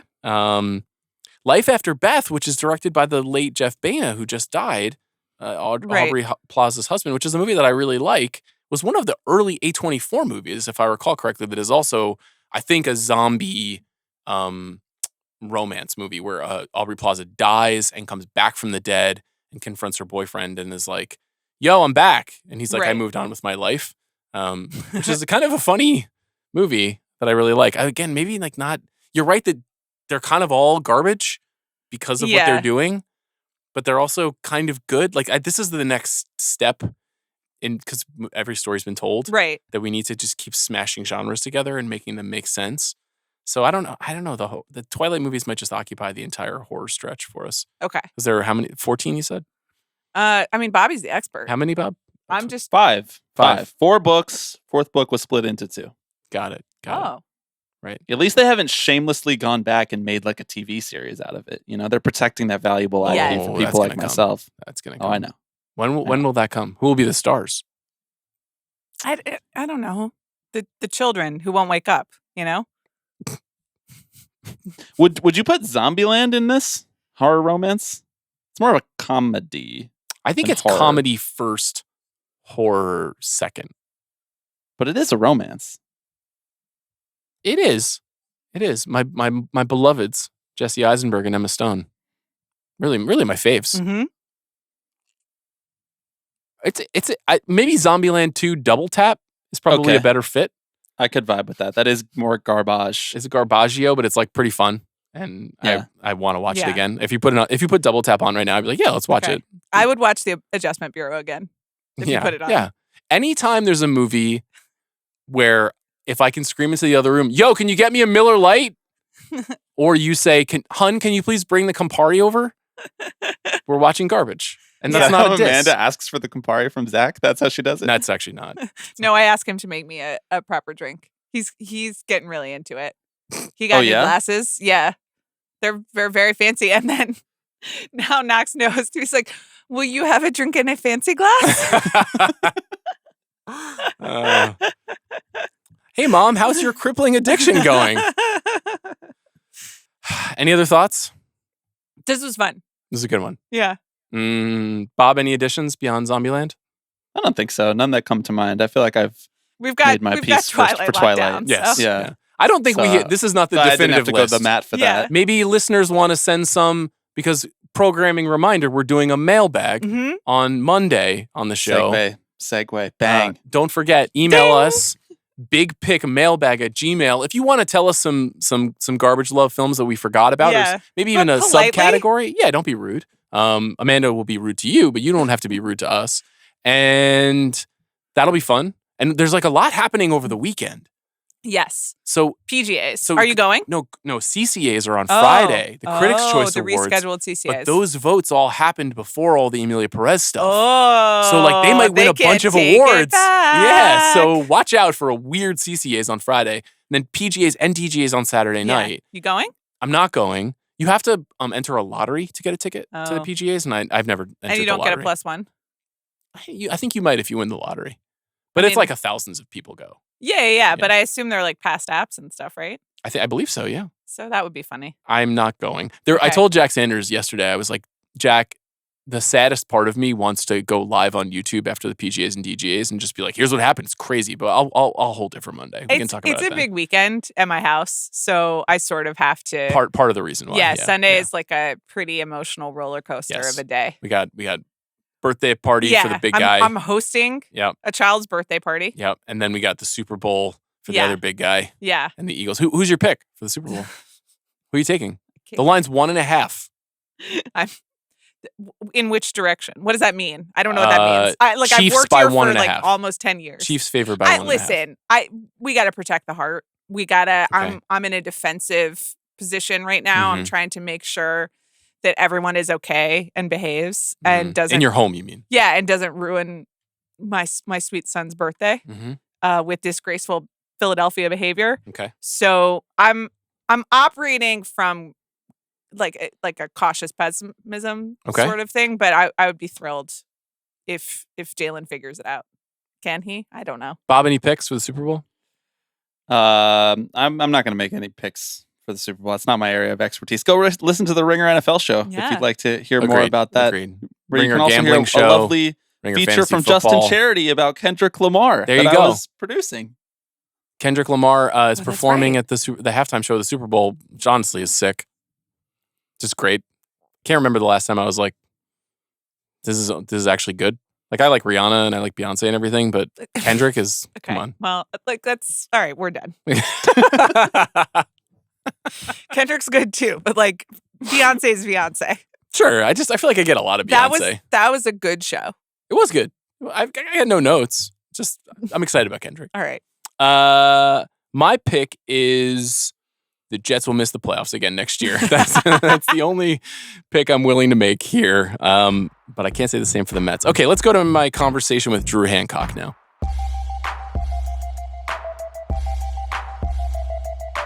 Drew Hancock is here with his directorial debut, Companion. Thanks for being on the show. Thank you for having me. Drew, there's just not a lot about you on the internet. Yeah. You've been working for a long time, but I love talking to first-time directors on the show. Sure. I always ask by saying, like, what were the movies you obsessed over? How did you get interested in this world? Like, walk me through how you got interested in making movies. Yeah, so I'm originally from Omaha, Nebraska, and the idea of working in entertainment never crossed my mind. Like, I mean, my go-to joke is like, I come from a family of like Life, the board game occupations. Like, it's lawyers and accountants and teachers. And so I grew up in the 90s. You know, I'm 45 years old. Like, success came very late for me. But in the 90s was when I was like developing my taste for movies. And I, very vividly remember seeing Pulp Fiction for the first time. And it just blowing my goddamn mind. Like, I remember being in the theater being like, I checked my watch to be like, I want there to be so much more of this movie. Like, this is like, I didn't know you could do this. I don't know if this was possible. And I was under 17 at the time, and I look young now, and I look like I was like 10 years old. And so me and my friends would go to different theaters to just want to see it as many times as possible. I'd get turned down. Like they'd be like, no, you're too young, you need a guardian. So we would drive around Omaha like trying to see Pulp Fiction at like a third or fourth or fifth time. And I was like bringing everyone down. I'm like, I'm so sorry guys that I look this way. But that was like my appetizer into like, oh my God, like this is amazing. And then it was just a great time to grow up as a movie lover. Like seeing, like, I worked in a movie theater in 1999. You know, that's just, you can't beat that. It's the best year, yeah. Every week it would be like Magnolia, being John Malkovich, The Matrix. It was just you're just feasting on wonderful movies. And yeah, so it never occurred to me that I could do this or that it was even attainable. It just LA felt like a walled city that I just couldn't breach. And why try? But just by chance, I was on this track to do the, like, I was a very space cadet-y kid, and I knew I needed to do something creative. And the track I was on was like, I guess, marketing, advertising, something like business-oriented. Mm-hmm. And I went to college at Colorado State University just because my cousin went there. I had no interest in education. And just by chance, one summer took an elective. It was like editing news packages, like, you know, tape to tape editing, mm-hmm. and it blew my fucking mind. Like literally, I was like, oh my God! Like after the first class, like what is this? Like I need to saturate myself in this, and called my parents up. They're very supportive. I was like, I've been wasting my time. I need to do this. Can you will you support me? Just going down this path, and I have very supportive parents. They're like, yes, like whatever you want to do. Yeah. Was it just the actual technological aspect of cutting that you got interested in specifically, but not like I'm gonna make movies? No. It just was like being in that room and just never wanting to leave it, and just being like enamored by the process of taking clips and putting them next to each other, mm-hmm. and like scrubbing through the footage. It was, we wasn't even on an Avid or Final Cut Pro, which doesn't even exist anymore. That's how I'm dating myself now. But that was the moment. That was me going like, okay, I don't care, how this happens. I don't care what I do within this universe, like whether it's like produce, direct, write. I knew I didn't want to be in front of the camera, but I tried to cobble together a film school at a school that had no film program. And so we did have like Asian film studies classes. And so I'd take one of those. And then I discovered like the basement of our library had this like one shelf of screenplays. And so I would like every day go down there and just read like movies I still haven't seen, like the script for My Beautiful Laundrette. I've never seen it, but I read the script in college, or like A Boy and His Dog, like all these scripts that just were just mishmash of just really weird eclectic collection, because they were just probably, I don't even know why they had them. And as soon as I graduated from college, I packed the car up and moved to LA, and I didn't know anyone here except for two guys that worked. Their entertainment job was they boxed porn at the Hustler Warehouse, and so that wasn't an inn. That was no inn. No. But that's could the couch. Been. It could have been, yeah, like a different career. And I slept on their couch, and it's so funny. The night I slept on their couch, they were filming Biker Boys, the movie with a Z, with Kid Rock. That was being filmed in the parking lot, and I was like, "Oh my God, they're making movies everywhere!" Yeah. But what a town, Hollywood! Yeah. Like some like shitty apartment building on Lancashire in the Valley. And I just PA'd for a bit, and bought a camera and just started screwing around, and roughly what years, like 03, 04? 03 I think is when I moved out here, and so that's what I PA'd for like the first 2 years. Realized very quickly that if you're good at PAing, you're just going to get more PA jobs, mm-hmm. and if you have to separate yourself by creating as much content as you possibly can, and so scrounged together as much money as I could, bought a camera, and then, used my friends as actors. And there was this just, there's a lot of luck involved or good timing, I should say, in my career. And finding this thing called Channel 101 that had just started right around the time when I was getting interested in like making comedy videos, and it was the perfect thing to discover. And for anyone that doesn't know what that is, it was like a monthly film festival where you would make a 5-minute show, like a little mini TV show,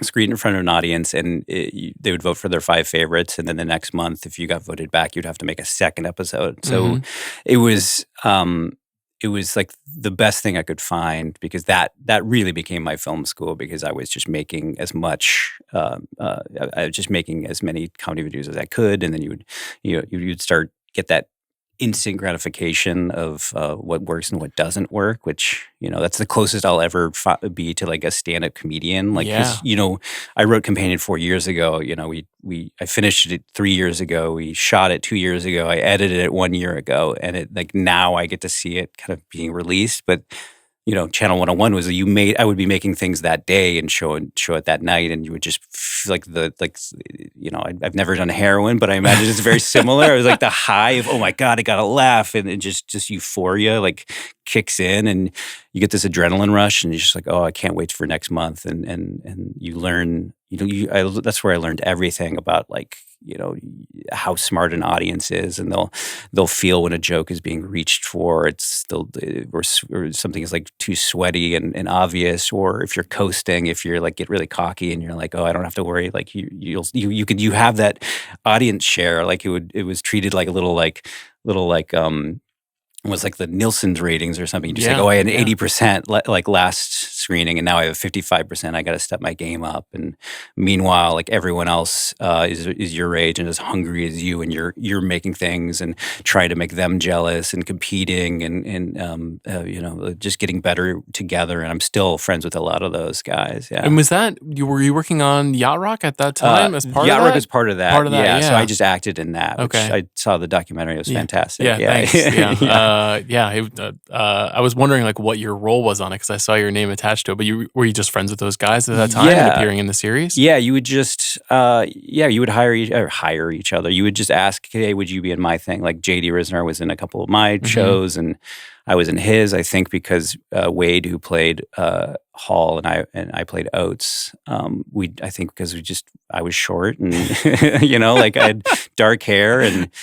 That was really fun. I actually got to meet Hall & Oates because of that. That was a really fun. How did they feel about your portrayal? Oates was great. Yeah. Oates, the first thing he said to me was, "You're too tall to play me," and that was like the best compliment I could ever get from anyone. I've never been called too tall. And Daryl, a little trickier, reputation. Yeah, and you felt it. Yeah, we went to the Hollywood Bowl, saw them like however many years ago that was, and their manager was a big fan of us, and so we got to go backstage and meet them. And Oates was just like taking photos with us, and he was really nice. And then he brought Hall over, and Hall was like arms folded. And he's like, and Oates goes, "He thinks you guys are making fun of us." And I was like, "Oh, this is awkward. This is weird." Yeah. Hopefully, the documentary assuaged some of Daryl's concerns. Oh, I doubt it. Did you? He was on that Bill Maher show. I didn't see it. He's full of bitterness. It's so crazy, given the incredible success he's had. Anyway, we're down a rabbit hole that I led us to.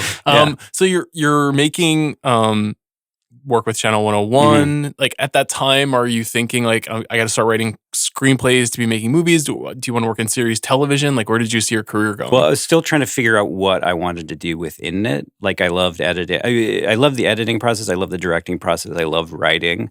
Though I never really considered myself a writer, honestly.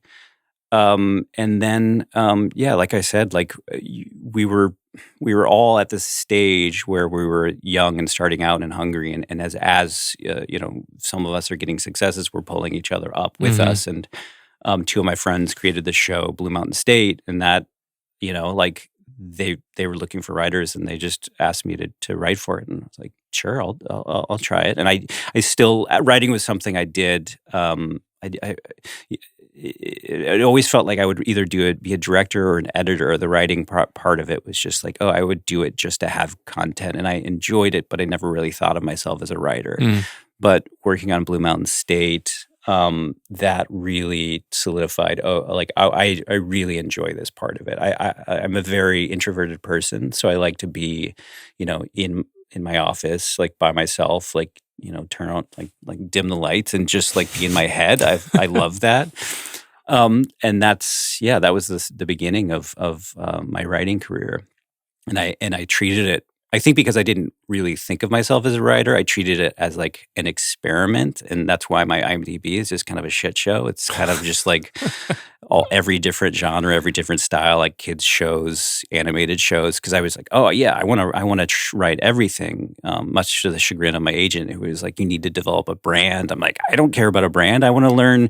I want to write for a Nickelodeon like Villain of the Week show. That sounds awesome. Let's do that. Like I'll never get that opportunity again. And so I was just taking every job as a way to just to learn. Yeah, that's really interesting because by looking at someone's IMDb, I can usually suss out sort of like what their goals are, how they see themselves, where they're going with their career, what their brand is. Yeah, and did not have any success with that with you. Yeah, good luck. So then, are you essentially doing that, like jumping from writing job to writing job over the course of the next 10 years? Yeah, and there's big gaps in my IMDb, but I'm like doing rewrites for movies, and I developed a show for MTV that didn't go through. So, so I'm working and I'm living comfortably. I have a low cost of living. I don't have a family, so I could be choosy as far as like, I didn't have to take like the low hanging fruit. I could be a little picky. Based on like the jobs that excited me, but still I was not getting like the what I really wanted to write. Like I've always been a gigantic fan of genre movies, specifically like horror, sci-fi, thriller, any of that. It needs like a robot or a serial killer or a ghost or something to get me excited. And I just wasn't getting those opportunities. And I was at a place in my career where this opportunity came. I was like, oh my God, they're rebooting Are You Afraid of the Dark? I loved that show as a kid, please. And begging the company like every day, please let me just give me a chance. I'd like this is what I want to do. And this is a company that knew that I like was a decent writer. I never even got a meeting about it. And that forced me to sit down and go like, what's going on right here? Like people recognize that I can write, but I'm not being given the opportunities to do what I want to write. I just assumed if you're a good writer, you could, write whatever you wanted, and that's not true. You get put in a box, and it's my own fault for not having the proof. That was like it took the pandemic for me to sit down and go, why are you creatively at least unfulfilled? And it's because I didn't have a writing sample that represented like the kinds of movies I liked. And it was, it's that 15 years of just bouncing around and not having a brand. And just, but it was all learning. It was all great. I made tons of mistakes. And so when I actually sat down to write something that reflected my voice, I had an amount of confidence to get through it, because there's a lot of pain involved. There's a lot of questioning and in the process of staring at a blank page. You seem very centered and reflective on the arc of your career. Self-awareness is, I think, one of the most important qualities for someone to have. I try to constantly take like inventory of my life, like every couple years, to make sure like I'm where I want to be and what I need to do to get in that place.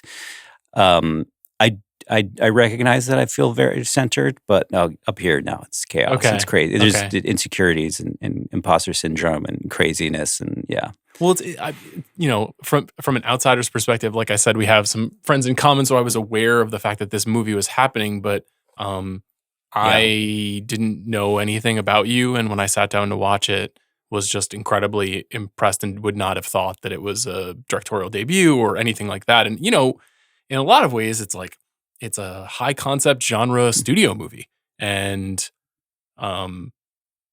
that's very unusual for an original to go right now. So like maybe you can walk me through the arc of, I guess in COVID, you wrote this screenplay and it found its way into the right hands. Like how did all of this happen essentially? Yeah. I mean, everyone's going to hate me because there's so much good luck involved in this, but just don't forget about the 20 years of toiling, and like it's useful to hear that first. Yeah. So it's if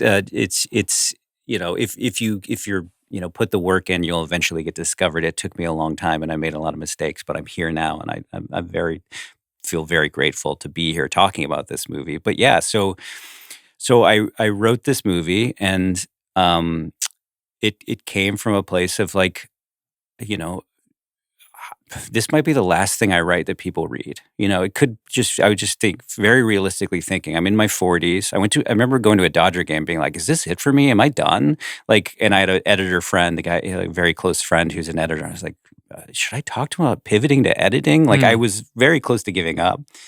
So I put all my eggs in this one basket, which was Companion. And I think that's why there's so many tones within it, because I was like, well, if I only get to make one movie, not even make, if I only get to, write a movie that people take seriously, let's show them that I can do a heist movie, I can do a comedy, I can do a thriller, a sci-fi, put it all in one movie and see if it works out. Never in a million years thinking I would get the opportunity to direct it, which is insane.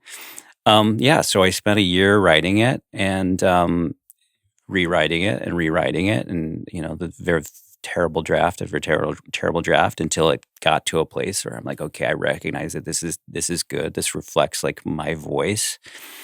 And the day I finished that last draft, JD Lifshitz from Boulder Light, just a friend of a friend, I was like, oh, he's having a moment right now with Barbarian. I'm hearing great things about that. I'll send it to him. And he read it that night and called me the next day. So this is 24 hours after finishing this script. He's like, we want to produce this. And then he sent it to Roy Lee. And then so 48 hours after finishing the script, I had Roy Lee attached. And then over the weekend, they sent it to Zach Cregger and he read it. And there was a brief moment where he was going to direct it. And so I had 5 producers attached within a week of writing it, which is not something that happens ever. And I didn't think it was going to happen. This was purely a writing sample to get a job that was similar to Companion. I never thought that it would get made. So that happens, and Zach is attached, but it's going to be a movie that's going to happen. His next movie, I guess, after Barbarian, and then that doesn't happen. So, what happened? How did you become the director of the movie? Yeah, so I worked with Zach closely for 5-6 weeks, just kind of polishing it, talking about it, and Barbarian had not come out yet. And through that process, I think that because I'm very protective of my stuff, for making it, I'm not going to just hand it off. I'd already seen Barbarian. I knew it was amazing, but I just was I've been burned so many times at directors kind of, fucking my shit up, which it sounds awful, but it's gut wrenching when you have an idea in your head of what it is and then you see it executed and you're like, oh my God, these decisions that were made, they're not coming from a place of story. There's just these, you're putting all the energy in these cool shots and that's not what this scene's about. So I was very protective and going through each scene and being like, well, how would you shoot this? And whose moment is this? And he's big on POV and I'm big on POV. And I don't mean literally how you shoot a POV shot. I mean every scene should you should know whose moment it is. And so I just wanted to make sure we were on the same page of that stuff. And I think through that process,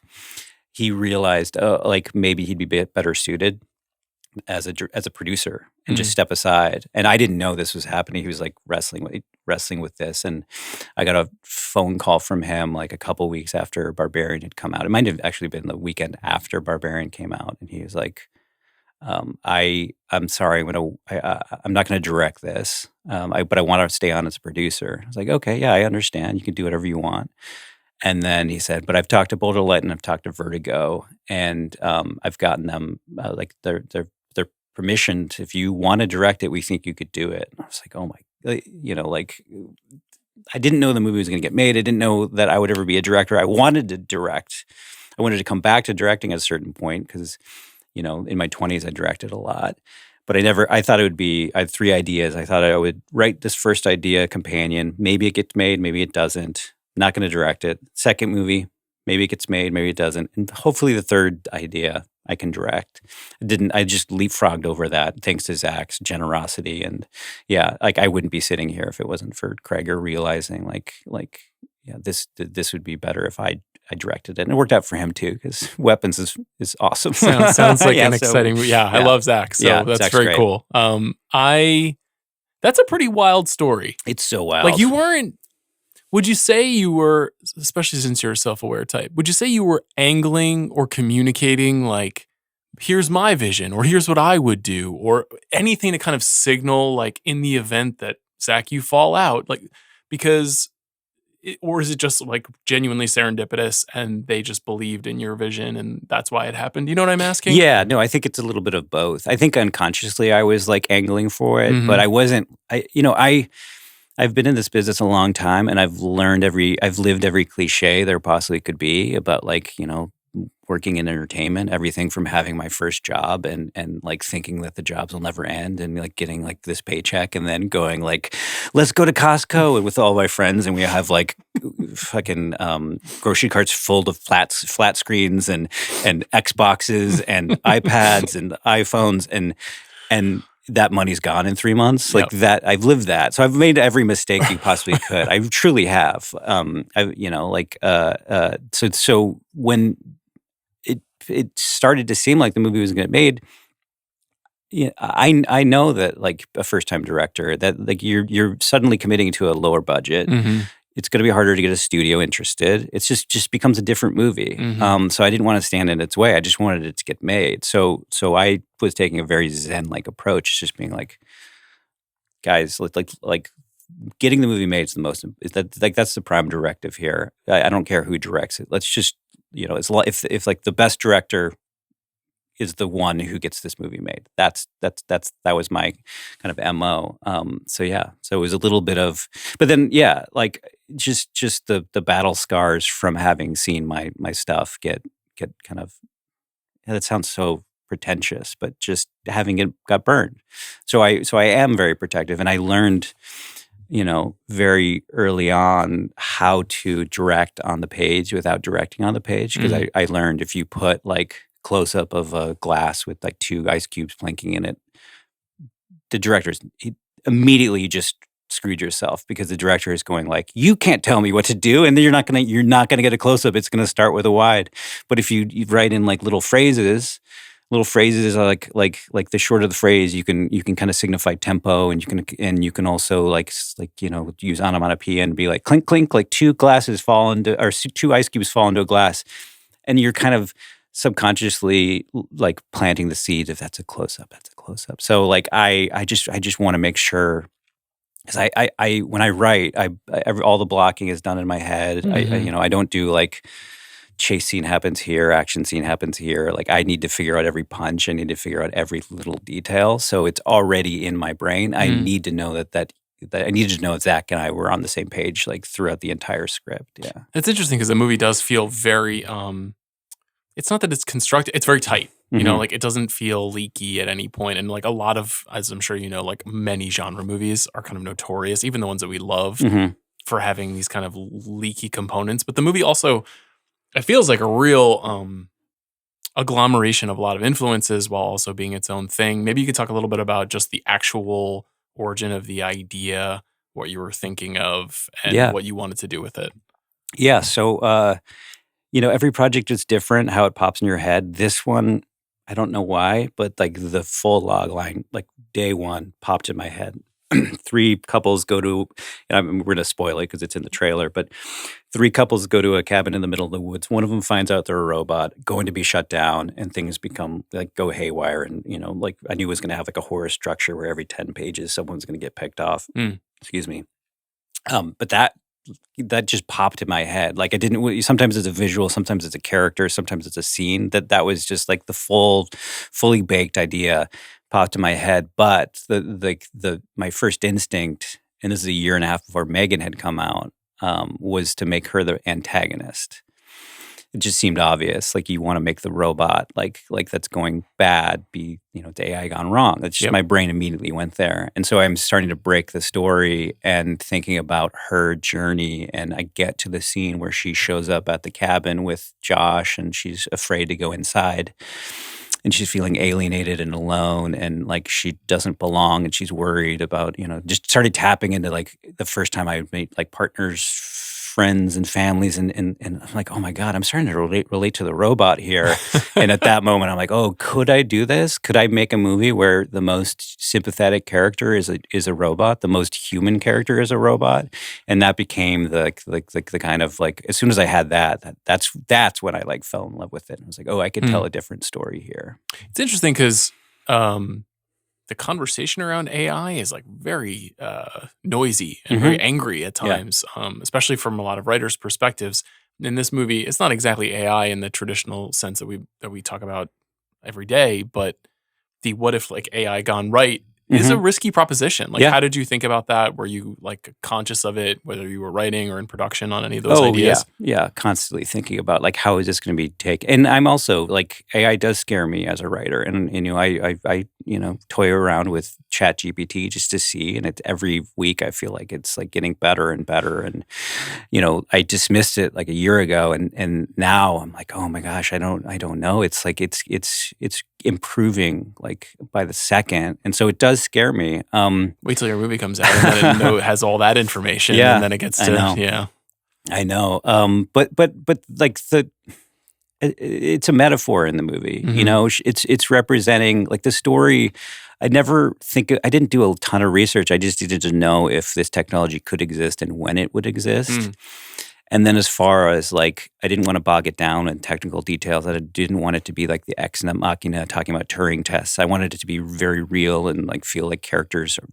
It's like iPhone generation 5 or 6 where you just don't question it anymore. Right. That's the exciting thing about it. And then the fun became, telling two different stories. The one story is Iris, and it's literally, or not literally, it's metaphorically the story of like a woman realizing she's in a toxic relationship, and through self-discovery, like takes agency and empowerment. And then there's the B side, and that's the Josh and his friend side, which is it's not so overtly like said in the movie, but it's what would happen if your phone looked like a human being, and how would that affect your viewing, not just the robot, but all other human beings. And that, like, there's no accident why, like, Josh is not being affected by some of the things that are happening within the story. It's because everything's been dehumanized. Because when you look at your robot and it looks like a human, suddenly everything just kind of becomes objectified. And that was fun. I love that part. I did want to ask you about the specificity of the specs, for lack of a better word, are really, really good and really clever. And I hadn't quite thought of it like Iris is a phone, but that actually does make more sense that you would think about all of these different components and apps. And can you talk about just kind of like developing these very specific, detailed ideas that go into building out this? Because even if you didn't research it, somehow it feels like you have designed a product that feels legible in the world, even though the movie is a metaphor and satirical and all the things that it is. It's a lot of the details. I was like, I haven't seen this quite done this way before, and it seems like this is what it could be. Yeah, I mean, I hope not. I mean, I don't know like what the future is going to be like, obviously, but yeah, that's just what makes my brain tingle. That's like what I just follow. My first drafts are a mess because I throw every single idea I have, and then it just becomes like refining and focusing. And so, yeah, like that's the fun stuff. That's to talk about like filter everything through story, filter everything through character. And you talk to, it's easier to talk to Zach Quaid about his character and his motivation if you have reasons behind it, and you're giving him like, directing is not really about giving someone a directive. It's like giving them the guardrails, like, like it's within here and within this, like, here parameters, you can have as much fun as you want. And and my job is to make sure you don't drift on either side. Interesting. So I feel like you got some good fortune and probably expressed some good taste by getting Jack and Sophie. I guess when you did, Sophie in particular is kind of on the rise as a scream queen. It's a fascinating thing. I haven't seen this quite done this well in terms of the parts that she's picking and the project she's a part of, and just feels like sometimes the timing just seems perfect. How did you get these? And obviously Jack Quaid has been doing great work for like 10 years now. How did you get these two in the leads? You never know how it's going to happen. Like, I don't write with anyone in mind because I've just been heartbroken so many times when you like have this specific actor in your head and you're like, it has to be this actor. And then they always say no. And then you're like, oh, I don't have a plan B. So I kind of want the characters to feel like, I've used this metaphor and maybe it's not quite right, but it's like a deflated balloon, like it doesn't have a full shape to it, but it's like enough there that then you can hand it to an actor and they can fill it and give it shape and shading. But I assumed wrongly that Iris was going to be really easy to cast, and Josh was going to be really hard to cast, because my thought being like it'd be really hard to get a man in his early 20s, late 20s, to want to play such a toxic character, because it goes into like dark places. Mm-hmm. And Jack Quaid and I have the same agency, UTA, and his agent slipped him the script, and he read it before we even started casting and requested to sit down with me, and so we met for coffee. And again, the deflated balloon to me was he needed to be like boyish.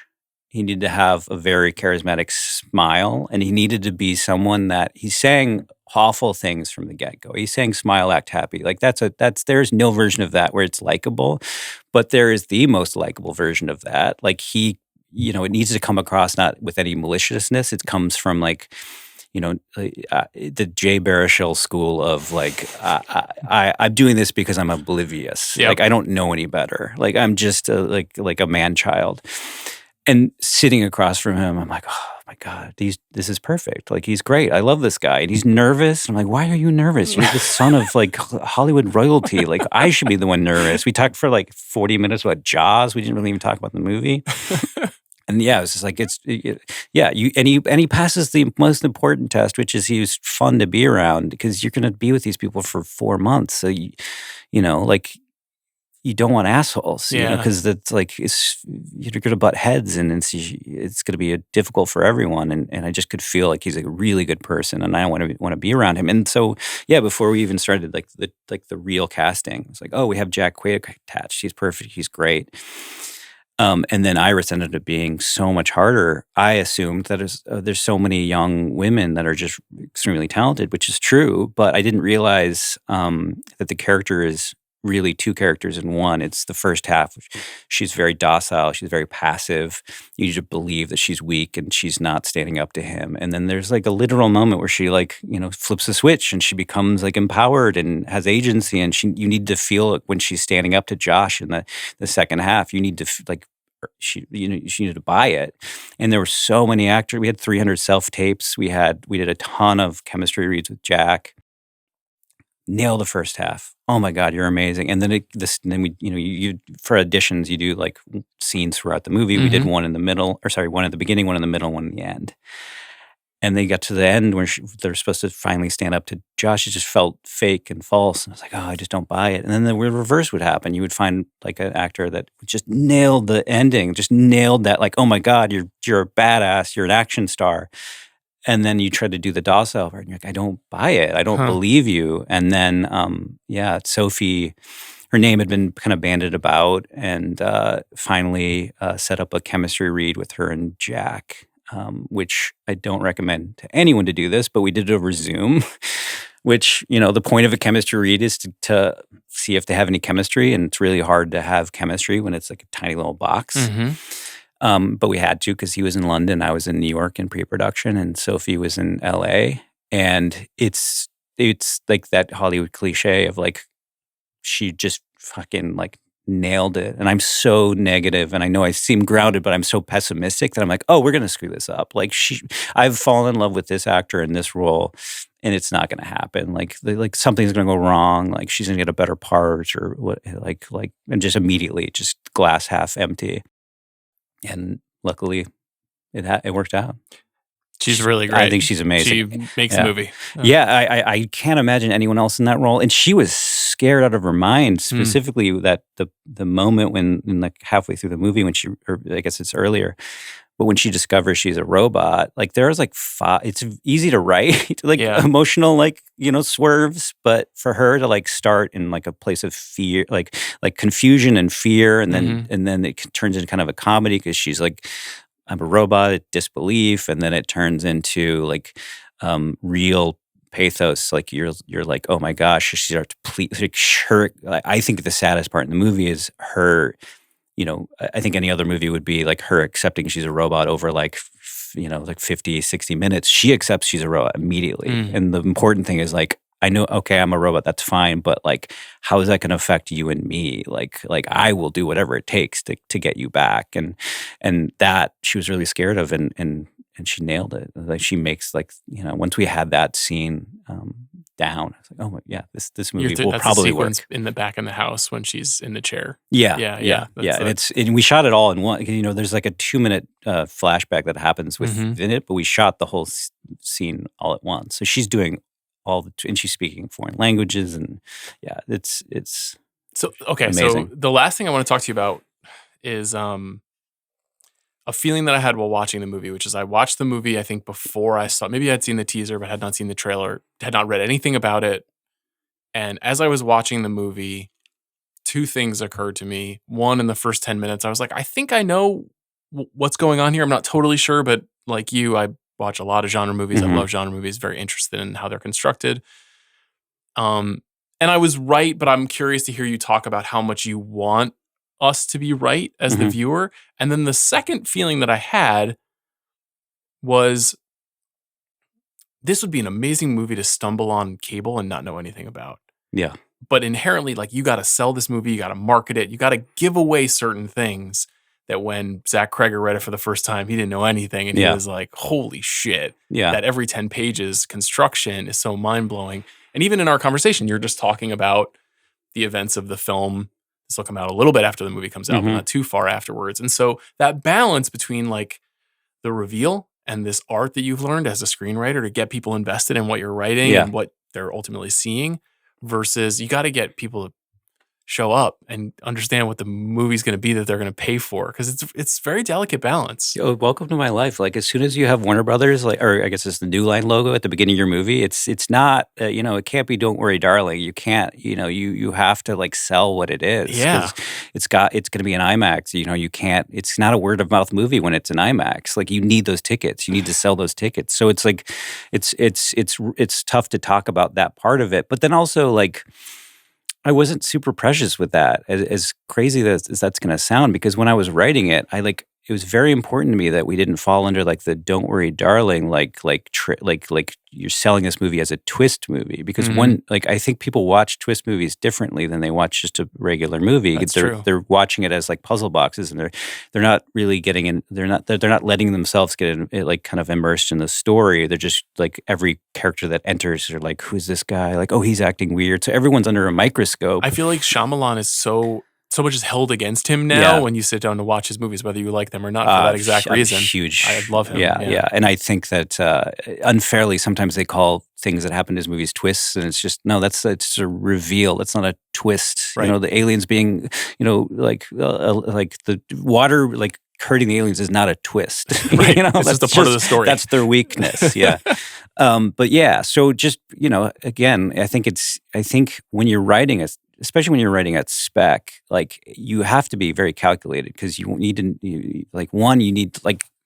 even though I say that I didn't know if it was going to get made, you also have to, speaking of mistakes I've made, like, my first spec was $150 million, like, sci-fi family movie. Like, and I was like, I spent a year writing it, and nothing ever happened with it. It's like, yeah, of course nothing happened. It was a $150 million like movie, like, not based on any kind of pre-existing IP. That was crazy of me to do that. So Companion was me being like, okay, I'm going to engineer this to be something that could get made. So we're going to keep it all in one location, limit the characters, and then also like knowing that like it is kind of movies hinging on a twist, needing to kind of engineer the movie to still be entertaining after that's been laid out. And so before writing it, like, you sit down and you go, what is this movie? Does she find out in the third act that she's a robot? What point? Is it a midpoint? And then when you have that, what movie you're telling. This is a first act twist. This isn't like doing anything other than getting the story started. And so everything before that is just set up to that. To what this, like, what the strangeness is. And then, if it happens earlier than people expected, that's great, because then they just turn their guard goes down, and they just start enjoying it. And then a twist happens within that, and then suddenly they're like, oh shit, I don't know what this movie is. And that's exactly the feeling that I had, which was almost like, I feel like this is telegraphing in a smart enough way that I can feel like I'm ahead of the story, even though I'm not ahead of the story. And then you have other twists or reveals or storytelling moves that we don't see coming or we're shocked by. But so bravo, I thought it was Thank really you good. very much. Yeah, I appreciate that. Drew, we end every episode of this show by asking filmmakers what's the last great thing they've seen. This is so. The last great thing I saw was Oddity, which I thought was unfucking believable. I saw that on a plane, which is not. I just was so busy that I couldn't like go to the theater to see it, and I heard it was great, and I watched it on a plane on an iPad, and the visuals are so like, they're just hypnotic and just draw you in that. There's a jump scare that happens in the first half, and the guy next to me went. So I was like, "Oh, yeah, this guy's watching my my iPad," and so I was really blown away by that. So that's the last great thing that I've seen. But I've just finished William Friedkin's memoir today, and that was I loved I listened to it, and it was so special to hear him talk. And I'm just a huge Friedkin fan, and I feel sad that I'm done with it. I've read that book. It's so funny that you say that because I was reading that book this week as well for something else that I'm working on. And that's just the director of memoir is a bit of a tricky proposition. You know, a lot of them are like a lot of self-mythologizing, and his is like such straight talk. It's very, very entertaining. It's like his movies, they're raw and like unfinished. And I just rewatched French Connection. It's just so sloppy, but that just adds to the charm of it. And you know, with this day and age where you're using AI for cleanup, and you know the movies could be perfection and flawless, we're losing something a little bit with that. But I recommend listening to the audiobook because he does the audiobook. Okay. You know, he doesn't go off book, but they're like his personality comes through, and he's like, this is a chapter where I talk about this. Like, yes, you're a great man. I loved him so much. I felt very lucky to get to talk to him before he passed on the show, and he lives up. It was a really special experience. Great recommendations. Drew, congrats. Thank you very much. Thanks for coming on. Yeah, thank you. Thanks for having me.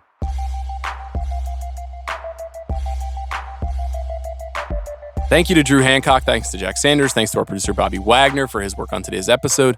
As we said, next week on the show, mailbag time. Email us at bigpicmailbag@gmail.com. We'll see you then.